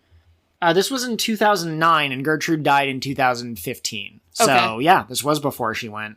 Okay. We did not mention last episode, I don't think. I'm partway through editing it now. These episodes, this show is pretty fucking funny when it wants to be. The episode with the meat packing plant, John comments to himself, like, more meat. Interesting. But the episode when the Magnus Institute is under attack, there's a part where John and Martin are in a room together. And John says, like, Martin, why are you still here? You were attacked by a creepy bug lady. You have to sleep with, like, a corkscrew and a fire extinguisher. I almost said fire hydrant. That'd be a weird thing to go to sleep with. But, you've been under attack, and, he's the meek character, so why are you still working here? And he goes, well, I don't know. I feel like I can't leave here until my business has been finished. And John goes, hang on, wait, did you die here? You didn't die here, did you? And he's like, John, what are you talking about? That's how a ghost would describe being unable to move on, Martin. And then there's a long silence, and Martin goes, ghosts, really? Because John has been the skeptic this whole time. Yes. I still want them to describe what's in the goddamn, I can't remember what they call it, but the storage room where they have the artifacts. Because every time it comes up, John goes, yeah, anyone who sees that would absolutely believe in the horrors. Well, we know the Calliope organ is in there, and we know the table's in there. Yeah, those two aren't, like, spooky on their own, though, right? I'm pretty sure, I think it was Sasha, but somebody described how they had to, like, read aloud from a book, and it was doing scary things to them. Oh, I don't remember that. Yeah, because there are people at the Magnus Institute whose job is to stand in the archives and mess around, or not the archives, the artifact storage, and mess around with the artifacts. Sasha worked there for 3 months and had to transfer because she hated it. Okay. Martin, when he's explaining, like, why he's not going to leave, specifically says, no, it's just that whatever web these statements have caught you in, well, I'm there too. We all are, I think. So if the web is its own horror, and it has the ability to draw people in, it's too late for them. They've been trapped. Oh no, John's got there. He can't hear you. He's got AirPods in. Here's something interesting. We're going to get John backstory one of these episodes, and I'm going to love it or cry my heart out because maybe he had like a wife or a boyfriend or something and they died. But Sasha mentions to Elias that she thinks John has a lighter, the spiderweb lighter, which he didn't actually use. Maybe he didn't realize how he was supposed to use it at the time. But Elias says, oh God, he's not smoking again, is he? And John in an earlier episode said something about like, no, I don't smoke. And so like, he had a past. I think he started smoking after some tragedy, and then maybe someone had to bring him out of his funk and be like, oh man, don't throw your life away. Do you get ex-lover vibes from John and Elias? I mean, now that you've said it, I kind of do. It's not the first thought that I had. Oh God, he's not smoking again, is he? Is very much not boss concerned about employee. That's interesting. We're exes and I still care about you. I see that as like certain, like real life companies obviously don't give a shit about their employees, but like a small group of people that like work together, I could see them caring for each other in that way. But yeah, could also be, that's a very stereotypical ex-wife thing that you'd put in like Breaking Bad or something like that. Really quick, you're moving through the episodes pretty fast, and I know we're on this episode right now. I put forth a theory in our last recording that John is just pretending to be a skeptic because he's so spooked, and like this is his way of maintaining control. You were cheating at the time. Go on. I didn't get this from somebody else. No. Please, finish your thought. Sorry, but this episode confirms it. Martin is like, why are you still holding on to the skeptic thing? And John because I'm scared, Martin. Because when I record these statements, it feels like I'm being watched. And then he goes on to basically say, it felt safer to pretend to be ignorant. And Martin goes, well, it's not safer. And he goes, yeah, I know that. What I meant when I said that you cheated is that last episode you said, yeah, I have a feeling that he's trying to hide his fear by pretending that he doesn't believe in any of it, but you'd already listened to this episode. Oh, but that was my theory before this episode. Yeah, that's true. You did mention it or whatever, but I just want to point out that sometimes we just can't help ourselves. You just don't want me to have any credit for any of my genius thoughts. Hey, I will give you credit for Gertrude set this up in a specific way, Dominoes. I guess technically you've said that that's someone else's theory. That's YouTube, but this John thing I came up with from episode, 3. Absolutely. No, it's fantastic. I also love, too, in this episode, because sometimes he's like, hey, man, we only have this one person who said they got transported to a spooky forest dimension, and no one noticed that they were gone, so, why it's hard to verify this story, and, I get that concern, but in this episode, they're like, we're being attacked by worms, and he goes, yeah, we're being attacked by some unknown parasite. John, there's literally weird, evil worms coming in here. Don't pretend.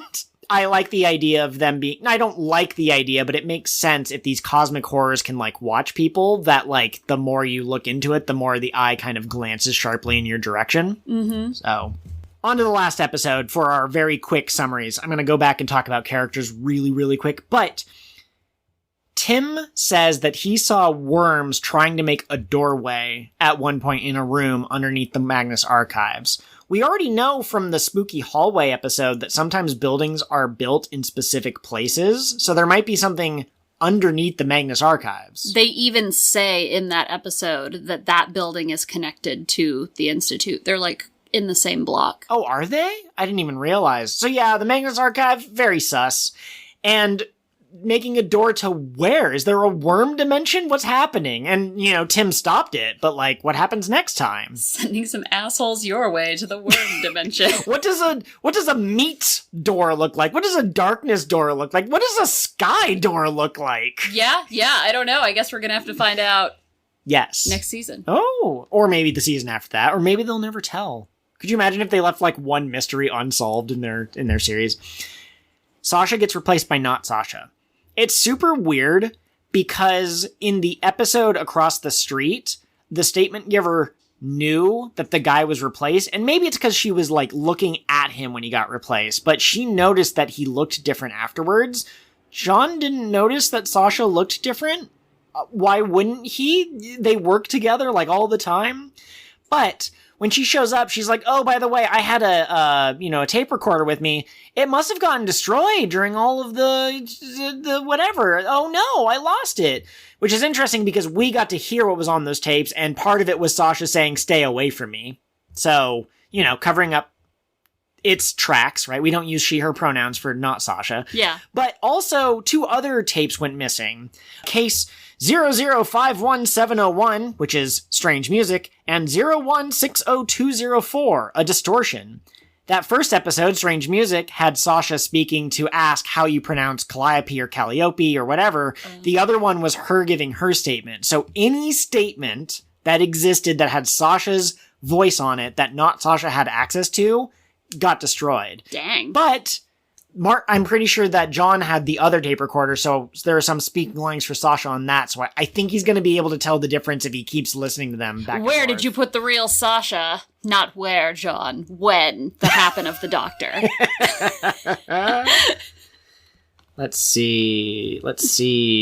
There is someone in Jane Princess's statement from her normal life before she became Bugs, a man named Oliver, a man who would look at Jane with sadness and once in fear. We're going to see Oliver again. That's not foreknowledge, but I am positive. You don't mention people by name in these episodes unless, you're going to intentionally bring them back. Agreed. Sarah Baldwin, I think we very briefly covered this, but she was one of the students who went missing in the anglerfish episode. And that's how John says, where does that name sound familiar? And thank you, YouTube comments, for directing me to the anglerfish episode. Robert Smirk, pay attention to him. He was an architect and he built a lot of spooky buildings. His buildings have a higher proportion rate of being haunted than any other building by any architect of the same level from the same time. And after he retired, he tried to build spooky churches and no one would take him up on it. I looked him up. He really was heavily involved in Gothic architecture and Britain. Probably not ghosts, but probably. Okay, last ones I'm going to mention. In the skydiving episode, our victim, the guy who got eaten by the sky, he went up skydiving with Simon Fairchild and his instructor, who was named Harriet. And John, at the end of the episode, says, wait a second, Simon Fairchild and Harriet Fairchild were involved in an incident, or they were, and then he gets interrupted by something. So apparently we're going to see those 2 later. Earlier, I said maybe the statement giver was actually recruited. I think maybe these 2 were the actual ones who got recruited, and they're just going around pushing people out of plane. Not pushing, but finding people who will get stuck. They're whispering the activation phrase into people's ears. He said it right before he went. He goes, I hope you enjoy the blue, or something like that. It was enjoy sky blue. Yes. Which just sounds like an airline, honestly. I'm taking over with all my extensive notes. Do you have anything else that you kind of want to say? Not in terms of specific episodes. I'm excited to kind of discuss where we go from here and what season 2 is going to look like. Yeah, let me go over some really quick notes about these current episodes. Which of the archives is your favorite? We got quite a few characterizations from them in these episodes. Oh, John and his assistants? Yeah, or Elias. Elias is up to shifty shit. You can like a character after shifty stuff. I do like him, to be clear, but he's not a good dude. Characterization-wise, I really like Tim. Tim is so good. Tim's just an idiot. Just a himbo. Tell your favorite part of the worm attack episode. Yes. Okay. So John, this whole episode is like holding onto the tape recorder like obsessively and recording everything that's happening. And he drops it and he freaks out. And Martin's like, "You can't go back and get the goddamn tape recorder." Tim walks in, and Tim sees the tape recorder on the floor, but somehow misses the worms and Jane. And he picks it up and he goes, "This is John Spooky speaking." Yes, absolutely. I like the way that they characterize Martin. I have to have one of my neurodivergent moments where I go, what the heck? There's a part when it's three of them. It's John, Sasha, and Martin in a room under siege. And Sasha says something about, like, why are you recording this? And he goes, I don't want to become a mystery. Gertrude disappeared, and we don't know what happened to her. And if she had just recorded herself, of course we would know what happened to them. John, the horrors can destroy the tapes if they get to you. If they can get to you, they can get to the tapes. But he basically says, I want to be recorded so that people will be able to know what happened to me. And he goes, but of course, whoever takes over would be a huge idiot. And Martin goes, but John, doesn't that make you an idiot? And, like, the first time I heard that, I was like, Martin, like, yeah, that's how do you not get that? That'd be like me saying, like, I'm out of apples, I'm going to the store, and you saying, like, oh, are you gonna buy apples at the store? It's like, yes, obviously those two thoughts are connected. But Martin could be, like, neurodivergent or autistic or not get jokes in certain contexts, and I actually like that if that's what they're going for, because they're not saying, hi, I'm Martin, I'm autistic, and then he misses a social cue or something like that. I like trains. Yeah, they give us a character who has a moment like that, and again, if it's intentional, oh, that's pretty brilliant. Like, I caught on to the fact that he doesn't get jokes the same way other people do. I love Martin. Martin's great. Okay, so here's something that's slight foreknowledge. I know that Martin and John was a common ship when this show was ongoing. Okay. I don't know if that's, like, Fanon textual. Or canon, yep. Right, I just know that it was a common ship. I do not feel that between them. I feel dad and idiot son. Yes, absolutely. Maybe their relationship evolves. I can see why people would ship them if their relationship continues to evolve, because it's very much like stern, angry dad professor and kind of like optimistic person, and so I can see them kind of balancing out. I can see them bouncing off of each other. I can see them getting into more shenanigans. They're trapped behind the meat door, and they just have to pass the time by talking to each other. Welcome to the meat dimension, boys! Oh my god, boys in the meat dimension. I had a dream about that once. Happy Pride Month! This is how my husband comes out to me, everyone. No, John has this very fatherly approach to all of his assistants, where, like, he's very stern and kind of a hard ass about, like, don't say stupid words like spooky. Clearly none of this is real. But then when there's any actual danger, like, he will do whatever he can for his people. He got Elias to give him extra security so Martin could sleep in the archives. Yes. Yeah. It's big wonderful. Dad energy from John. Oh my gosh, and him and Elias are ex-husbands.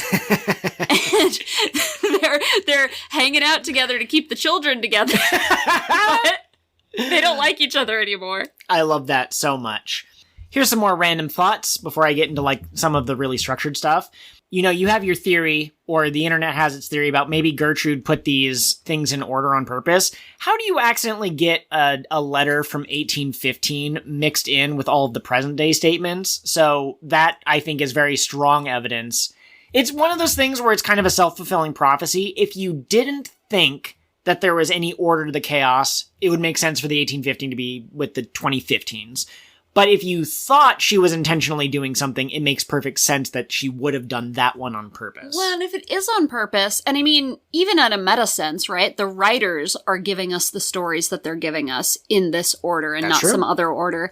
So it just makes me wonder, like, why this order? What am I missing about this order being what's important? And I think that continuing to listen will really recontextualize this first season. Do you remember the, hang on, Adventure Time is Jake and Finn, right? Yep. Do you remember the Adventure Zone arc where it was like they played a different tabletop game, but it was the characters' past? Yes. Okay, they put that right near the end of the series because that's when it was time to explore this hidden dimension of the characters we didn't know about in I don't want to say typical, but I would be tempted if I was making a horror archive like this.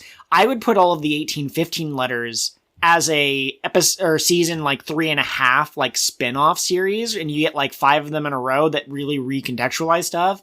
But instead they're drip feeding us. They're giving us a little bit of information. We know Magnus was looking for folktales. Why? And we know that he has a friend who went to the haunted forest and he had this evil coin. Is it an evil coin? It doesn't matter. He has this coin, and he has a book written in Arabic. Hey, we've had a book written in Arabic before. And, so that's pretty cool. Yeah. Jane remembers times before the dreams. She has her normal life, or at least that's the implication, and then she has the spooky part of her life. But we've seen dreams before. We've seen prophetic dreams. So I guess maybe dreams are how people are drawn in? Recruited? Yeah. No, that could be interesting. That old man who thought he was holding the horror back, maybe he was dreaming.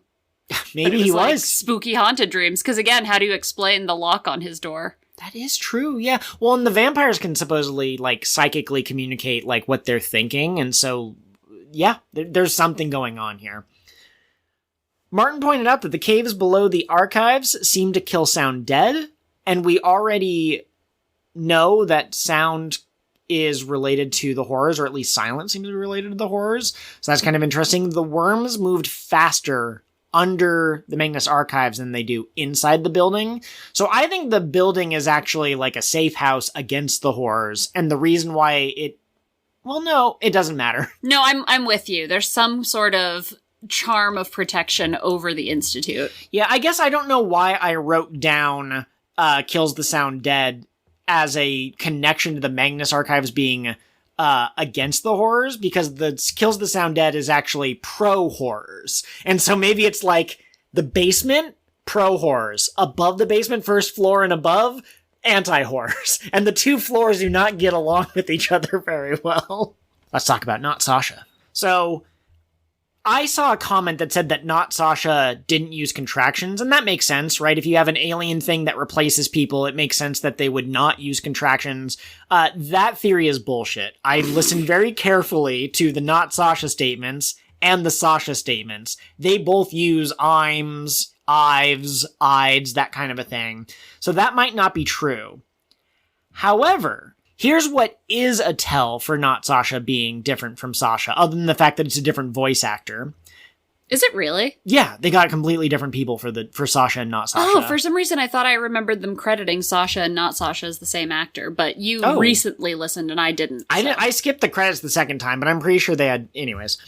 So, what is weird is that NotSasha refers to Michael as he, him. Sasha only refers to Michael as it.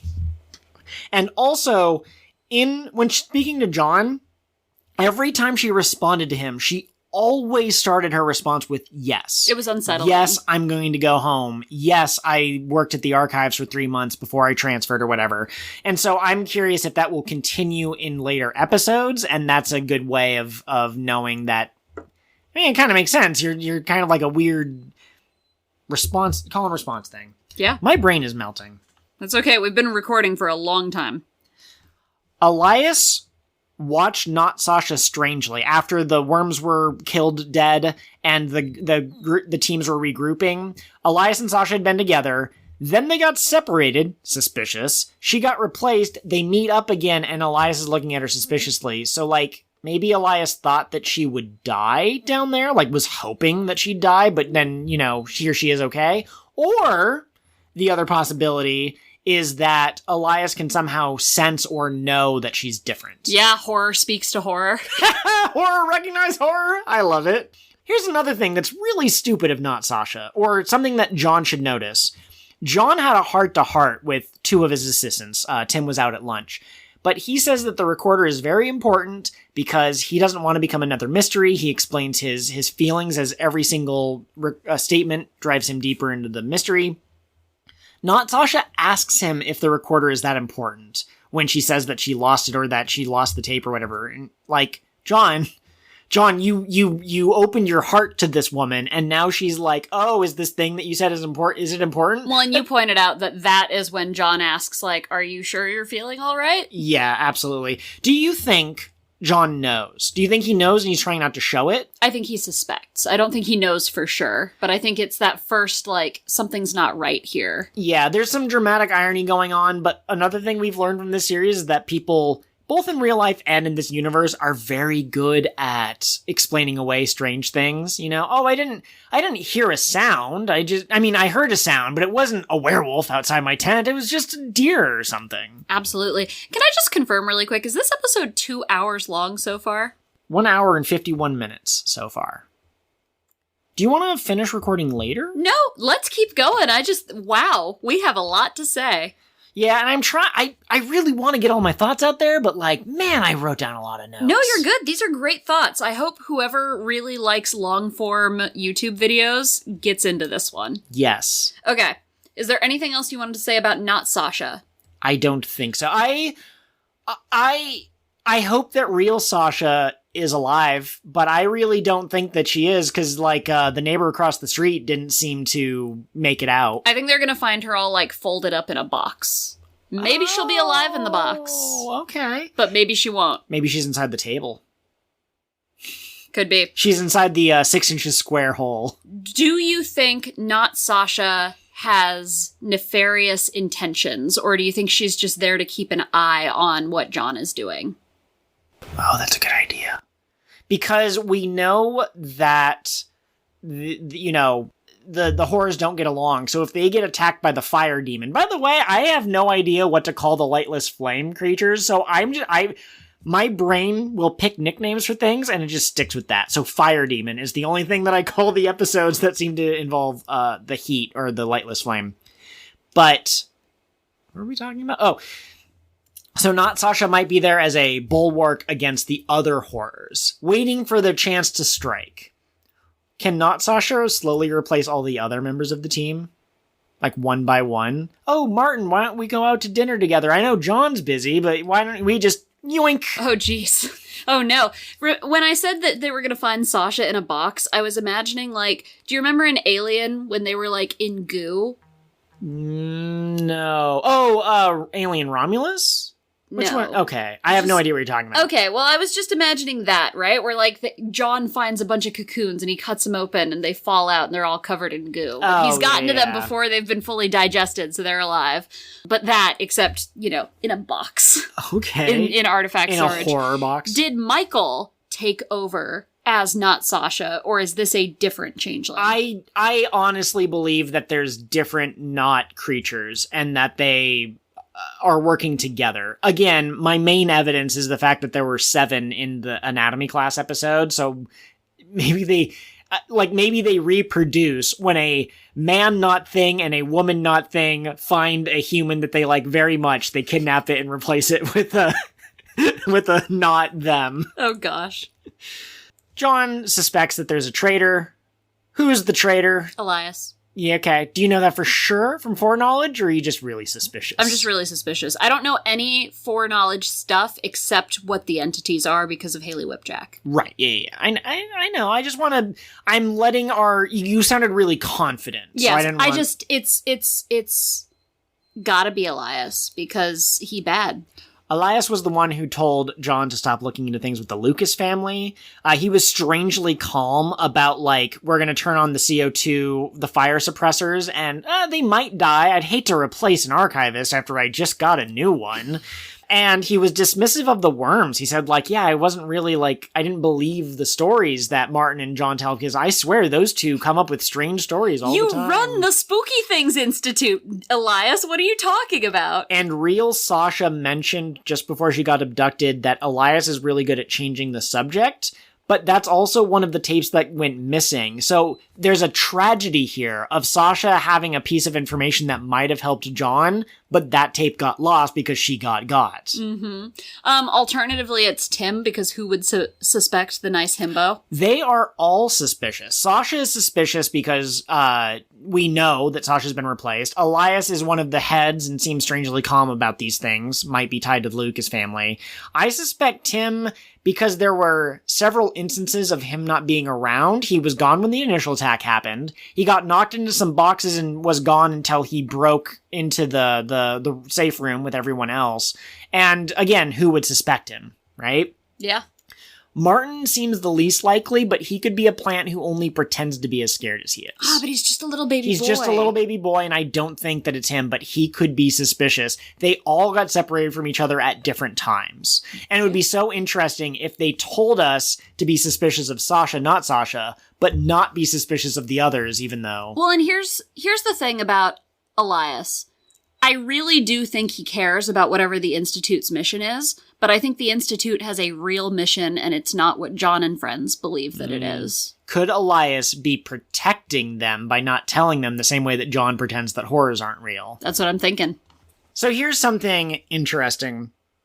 The internet loves to collect information. You can go onto the Dragon Ball Z wiki, and it'll probably be able to tell you Goku's power level during each of his major fights. But if you go to the Magnus Archives Wikipedia, usually it's very good at delineating, like, spoiler information from not. If you go to a specific episode, there's a section at the bottom that says, here be spoilers, and it explains more of what's going on that you don't know at the time.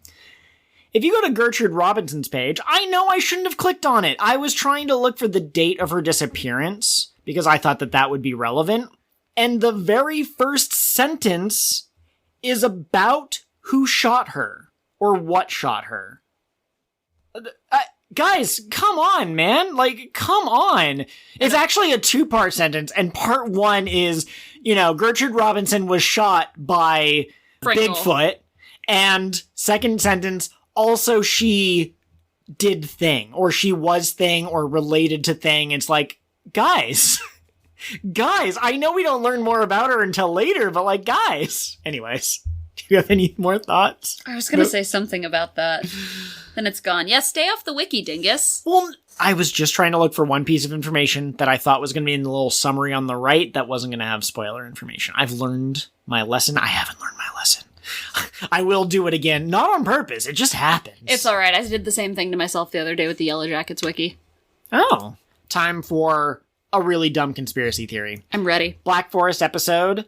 We have Jonah Magnus. Did I say John Magnus earlier? Yeah. Okay, Jonah Magnus is the founder of the Institute, of the Magnus Institute.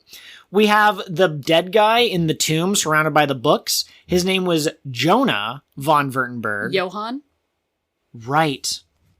Anyways, that's a different name. Same letters, though, in a slightly different order. That's the dead guy in the Black Forest. We also have Jürgen Leitner, the guy who had the spooky book collection. My tinfoil hat conspiracy is this is the same guy. Somehow, like like a reincarnation thing. And that's why John Magnus was asking a friend that he made in Germany who happened to live near the death forest, the Black Forest, like, hey, do you know any spooky things? And then if he had said he found a tomb, he'd be like, oh, that's very interesting. Don't know if that's true. Okay, I'll buy it. Sure. Dumb tin hat. Conspiracy theory number 2 that you have here. Oh, yeah. I think I mentioned it at the time, but, the forest of the other, the circus of the other, has 2 strong men. And I am in love with Breakin and Hope, so I hope that Breakin and Hope are those 2 strong men. Absolutely. So, really quick, I'm just going to touch on what I think the next season is going to bring us. I think next season is going to... God, no more bugs. I think next season is going to be about discovering the truth of NotSasha's identity and the entity behind it, and then defeating that entity, kind of like we defeated Jane Prentice in this season. Yeah, I wonder how long it takes a horror to find their next vessel. Do they have, like, a bunch of people lined up, or does it take them a long time to slowly get into someone's head? What about you? Do you have anything you think we can expect from season 2? The problem is that they could literally introduce a main antagonist at any time. Episode 1 of season 2 could start with, we got attacked by a clown man named Bob Dingus, and Bob Dingus could then become the season recurring villain throughout the rest of the series, season. But, I mean, we have the Traitor thing, we have the NotSasha thing, so I think the overarching plot in the background is going to be more about what NotSasha accomplishes before she's discovered and whether she gets discovered or not. I think John's going to suspect, but he's either going to feign ignorance again, or he's not going to tell Martin and Tim or something, and NotSasha's going to do something that's bad. And maybe they'll be able to prevent it from going all the way. She'll start the detonation counter, and they'll stop it with 10 seconds left. Or maybe it just goes off and the Magnus Institute explodes. Yeah. I don't know. Could be.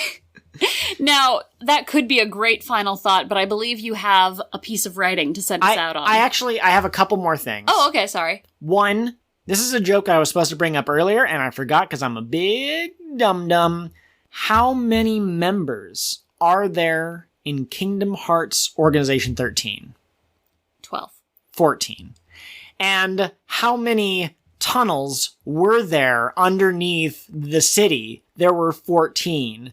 I think that Kingdom Hearts and the Magnus Institute take place in the same universe, and that's why the Key family is named that, because they're the key to the door to darkness. So when I earlier said, is it to Kingdom Hearts, I was correct. I can't remember if that's... I think so. It Yes. was filled with light and stuff. I remember that the Door to Darkness was a huge plot point in Kingdom Hearts 2, and I don't think it ever comes up again, but now that I think about it, that game was about building Kingdom Hearts, because they all are. So yeah, it probably is. The Door to Darkness 2 Kingdom Hearts.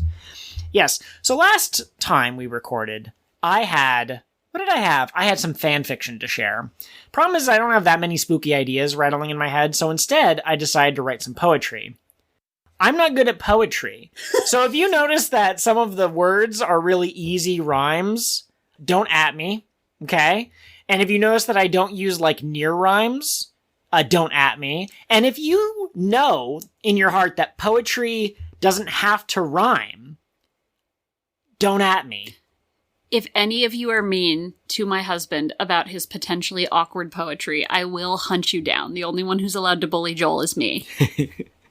And I can offer you a choice, my love.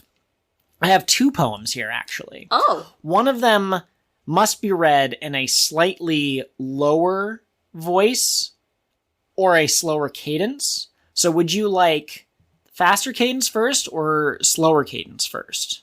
Let's end on slower cadence. Do your faster one first. Okay. I hope that this works, because I was kind of... I had time to do the poetry, and things kept coming up, so I had to kind of rush this before we started recording. Bestie. Yeah. If you are listening back to this and it's really awkward, you can just cut it out. Oh, yeah. You can just keep your art from the world forever. Okay. Or I could be awkward as hell, and that could be part of our brand. Yeah, I mean, I think it already is, so... I think some of you might notice or recognize where I took inspiration for this poem, and I'm so proud of this one in particular. Oh no, he's making a little face. The darkness, when everything's dark, it's about to get spooky. You can't see a thing and you feel a bit kooky. You walk forever and you can't get out. Try to be calm, the monsters are about. The meat stuff. Everything's meat, and you've always known it. That body's deformed, they try not to show it. Something smells rotten, and that's just gross. You might get eaten, it might get your toes. The flash hive. The skitter and scatter coming for you. They're crawling in holes and squirming too. It's also a disease that's super duper yucky. Don't touch it or things will get yucky. The spider. I don't know much about the flippin' spider, but it probably wants you to go and frickin' die here. What's it planning as it spins its silk? Just run and hide from all of its ilk. The fractals. You're looking around and you start to see patterns. You get obsessed and your life's in tatters. Hey, that's in your rhyme. You stare at the design. You can't look away. It's in your mind and it's here to stay. That's all I got. I tried to do 14. I tried so hard. Oh my god. Okay, so that was your... The faster cadence song. Yeah, okay. Yeah. Snaps for Joel. Snaps. I'm going to give myself snaps, because no one else will. I will. I love you. I'm going to edit that part out. No, I think you should leave it in. That's funny. Oh, okay. Fantastic. All right. Now, would you like to hear the other one? I want you to give me a warning first. Should I expect I will end up hiding inside my shirt like I did during the last one? What was wrong with that last one? Nothing. It just was... a little silly. It was silly. I It was actually cracking me texted right before we started recording when I was writing it. I go, I have a genius idea. I'm going to parody the cheese tax, and I'm not going to tell Catherine. And she said, let me know how that goes out. It was genius. You did a good job. Ow, my face hurts from all the smiling. Okay, do your next one. I'm ready. The darkness creeps across the ground. It clutches you. There is no sound. Frightful and shaking, you are alone, trapped in cold, so far from home. The horrors are coming. You cannot escape. You may try to fight or accept your fate. What is that? In the corner of your eye, something that devours, and now you die. Damn, son. Yeah. Snaps for Joel. That was pretty good. Yay. Now, at a later point in time, we're going to listen to the Season 2 trailer, which is like 40 seconds, and the Season 1 Q&A, which is like 30 minutes. So we're not going to record that right now, but we will be back for our last thought. But for now, that has been your spooky thought. Let's know in the comments if we should do seasons 2 through 5, or if we should stop here.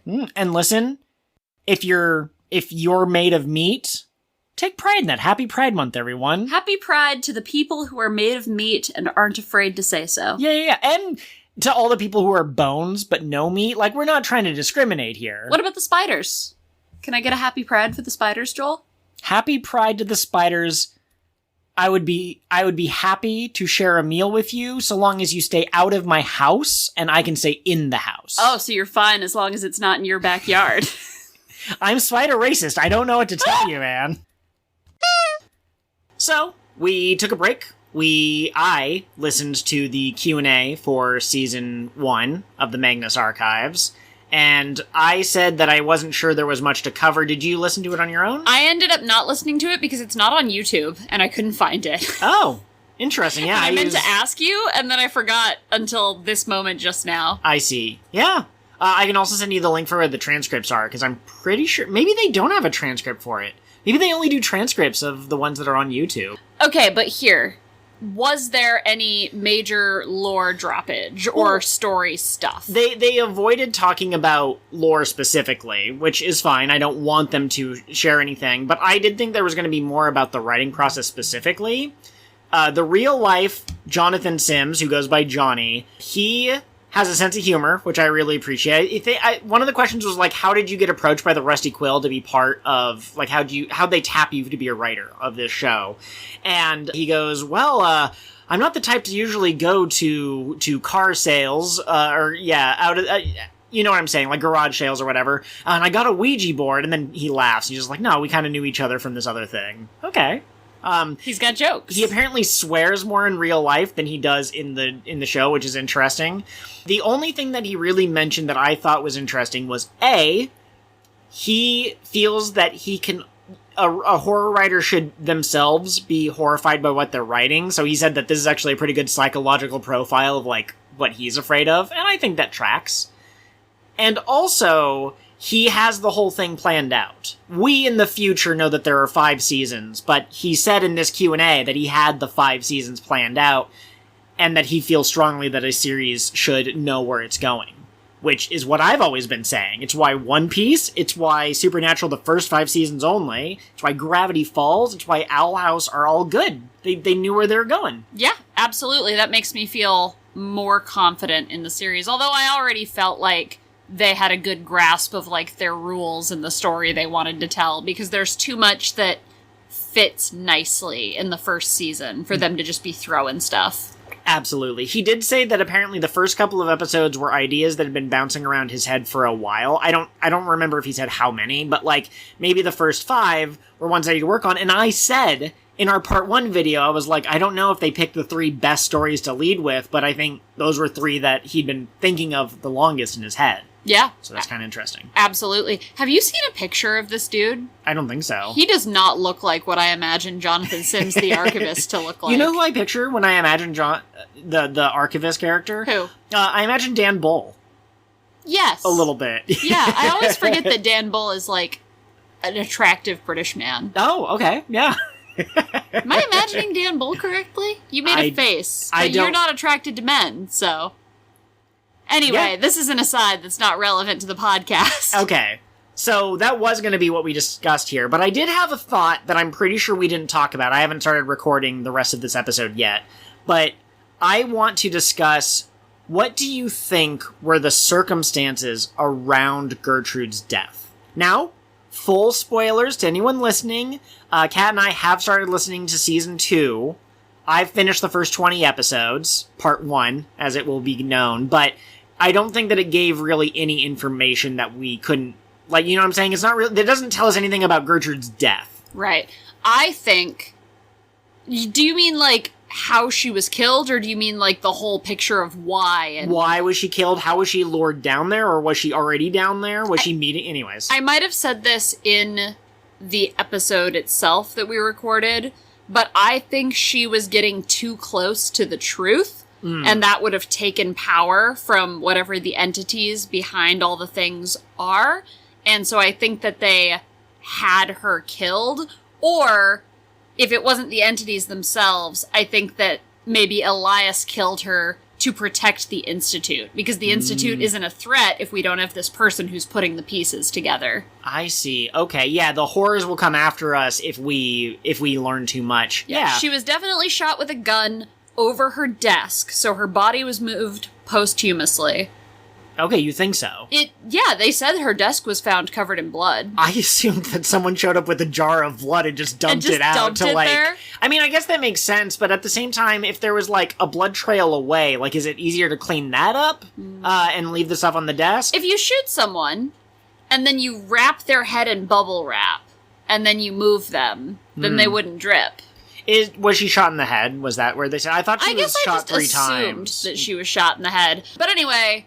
Yeah, I don't know. Why move her there at all? If you're going to kill someone and then move the body, why not dispose of it somewhere? Why these weird, creepy tunnels? Yeah, and why leave her with the tapes? Yeah, why not destroy the tapes?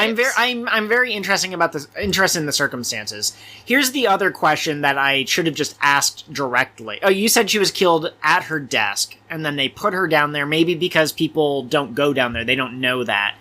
Jonathan says in Season 2 that he wouldn't have been able to find the trapdoor unless it was marked. Little snack for the spoopums. Little snack. I don't know. I feel like she was lured down there, or she was already going down there regularly, and she was shot while she was doing something secret. And maybe the reason that the person left, or the whore, or whatever, you know, the thing with the gun, the reason that they might have left is because either they're a human that was either going to be discovered by other humans, and they didn't want to be discovered being a murderer. They were a human, but they were chased away by the horrors, because there's spooky things down in the caves.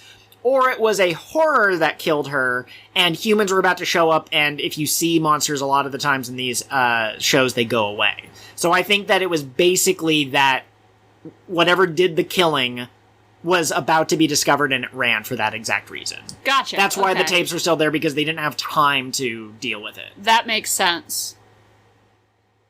I keep going back and forth on Elias, because he's a sketchy motherfucker, for sure.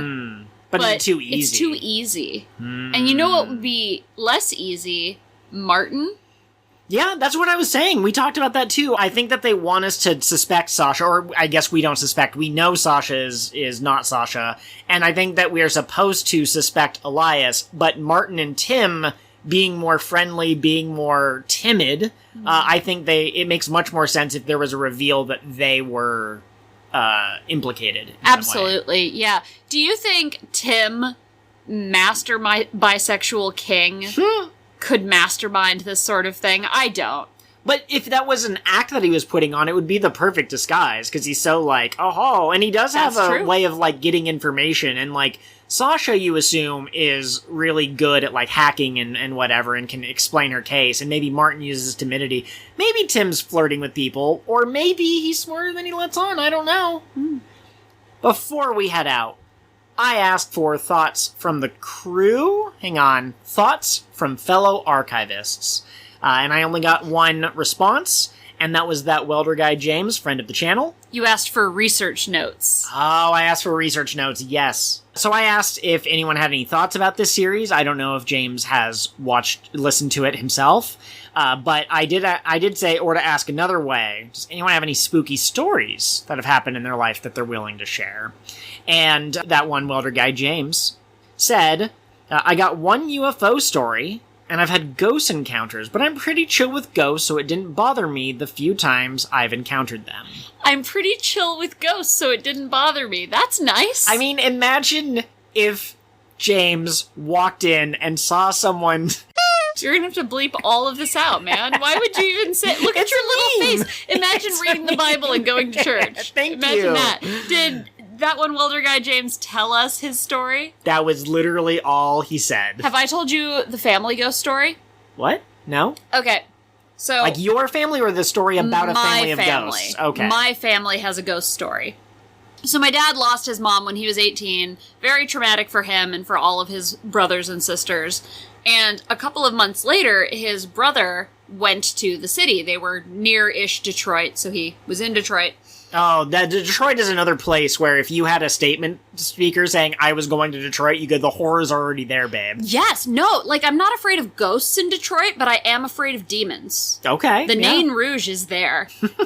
All of that aside, my dad's older brother is downtown Detroit walking around with one of his buddies, and he and his buddy run into these two girls. And they hit it off right away, and they decide to see the city together, and they hang out all day. And at the end of the day, they go to drive these girls home. And as this girl, one of the girls, is getting out of the car, she looks at my dad's older brother, and she goes, by the way, your mom says hi. And before he can ask any clarifying questions or anything, she just leaves, and she goes in the house. Oh. And he kind of sat on that, and he was like, what? What was that? And so he goes back the next day to ask her what she was talking about, and somebody else answered the door, and there had never been two girls by that description living in that house. Okay. Yeah, that's pretty spooky. Let's see if we can get a recorder, if they remember all of the details, and let's take them to England. I don't think that they take statements here in America. No, that's awesome. Mm-hmm. Now, you said you got a thought from a crew, research note from a fellow archivist. I sure did. I believe I mentioned during either part 1 or part 2 of this recording that I have a friend who is a horror author. Her first published book is coming out later this month. But I messaged her and I was like, hey, I would like to quote you on the podcast. What do you think makes good horror? And she said that she has what she thinks is a good answer, but also a non-answer. But horror is a genre made of themes and aesthetic. So her point was that asking what makes good horror is kind of like asking what makes a good story. Like, it depends on what you're going for. That's just a set dressing for whatever you're actually trying to do. And then she said her horror hot take is that she doesn't think horror needs to be scary. It's just a vehicle for driving a story. So, like, a story about serial killers is always going to be horror because it's not any other genre. Casper the Friendly Ghost, she said, is horror because of the aesthetic and the themes. Okay, sure. That is too highbrow for me. I'm not sure that I can properly digest this thought at this time, but thank you for your thoughts, mysterious friend of Cat who may or may not exist. Perhaps she was a ghost all along. Does she know my dead grandma? Yeah, they're drinking buddies. And that has been your do final thought. Ooh, spooky. Ooh. Look out, it's a Dracula! Turn off the tape! It's one of the Draculas! It's Harold Dracula! Oh my god. Well, friends, all journeys must end. And now today's journey has finished and we must bid you goodbye. We hope you have a good day, we hope you were kind to those around you, and we'll see you again. If you want to contact the show, you can do so at kingofthewhatpod@gmail.com.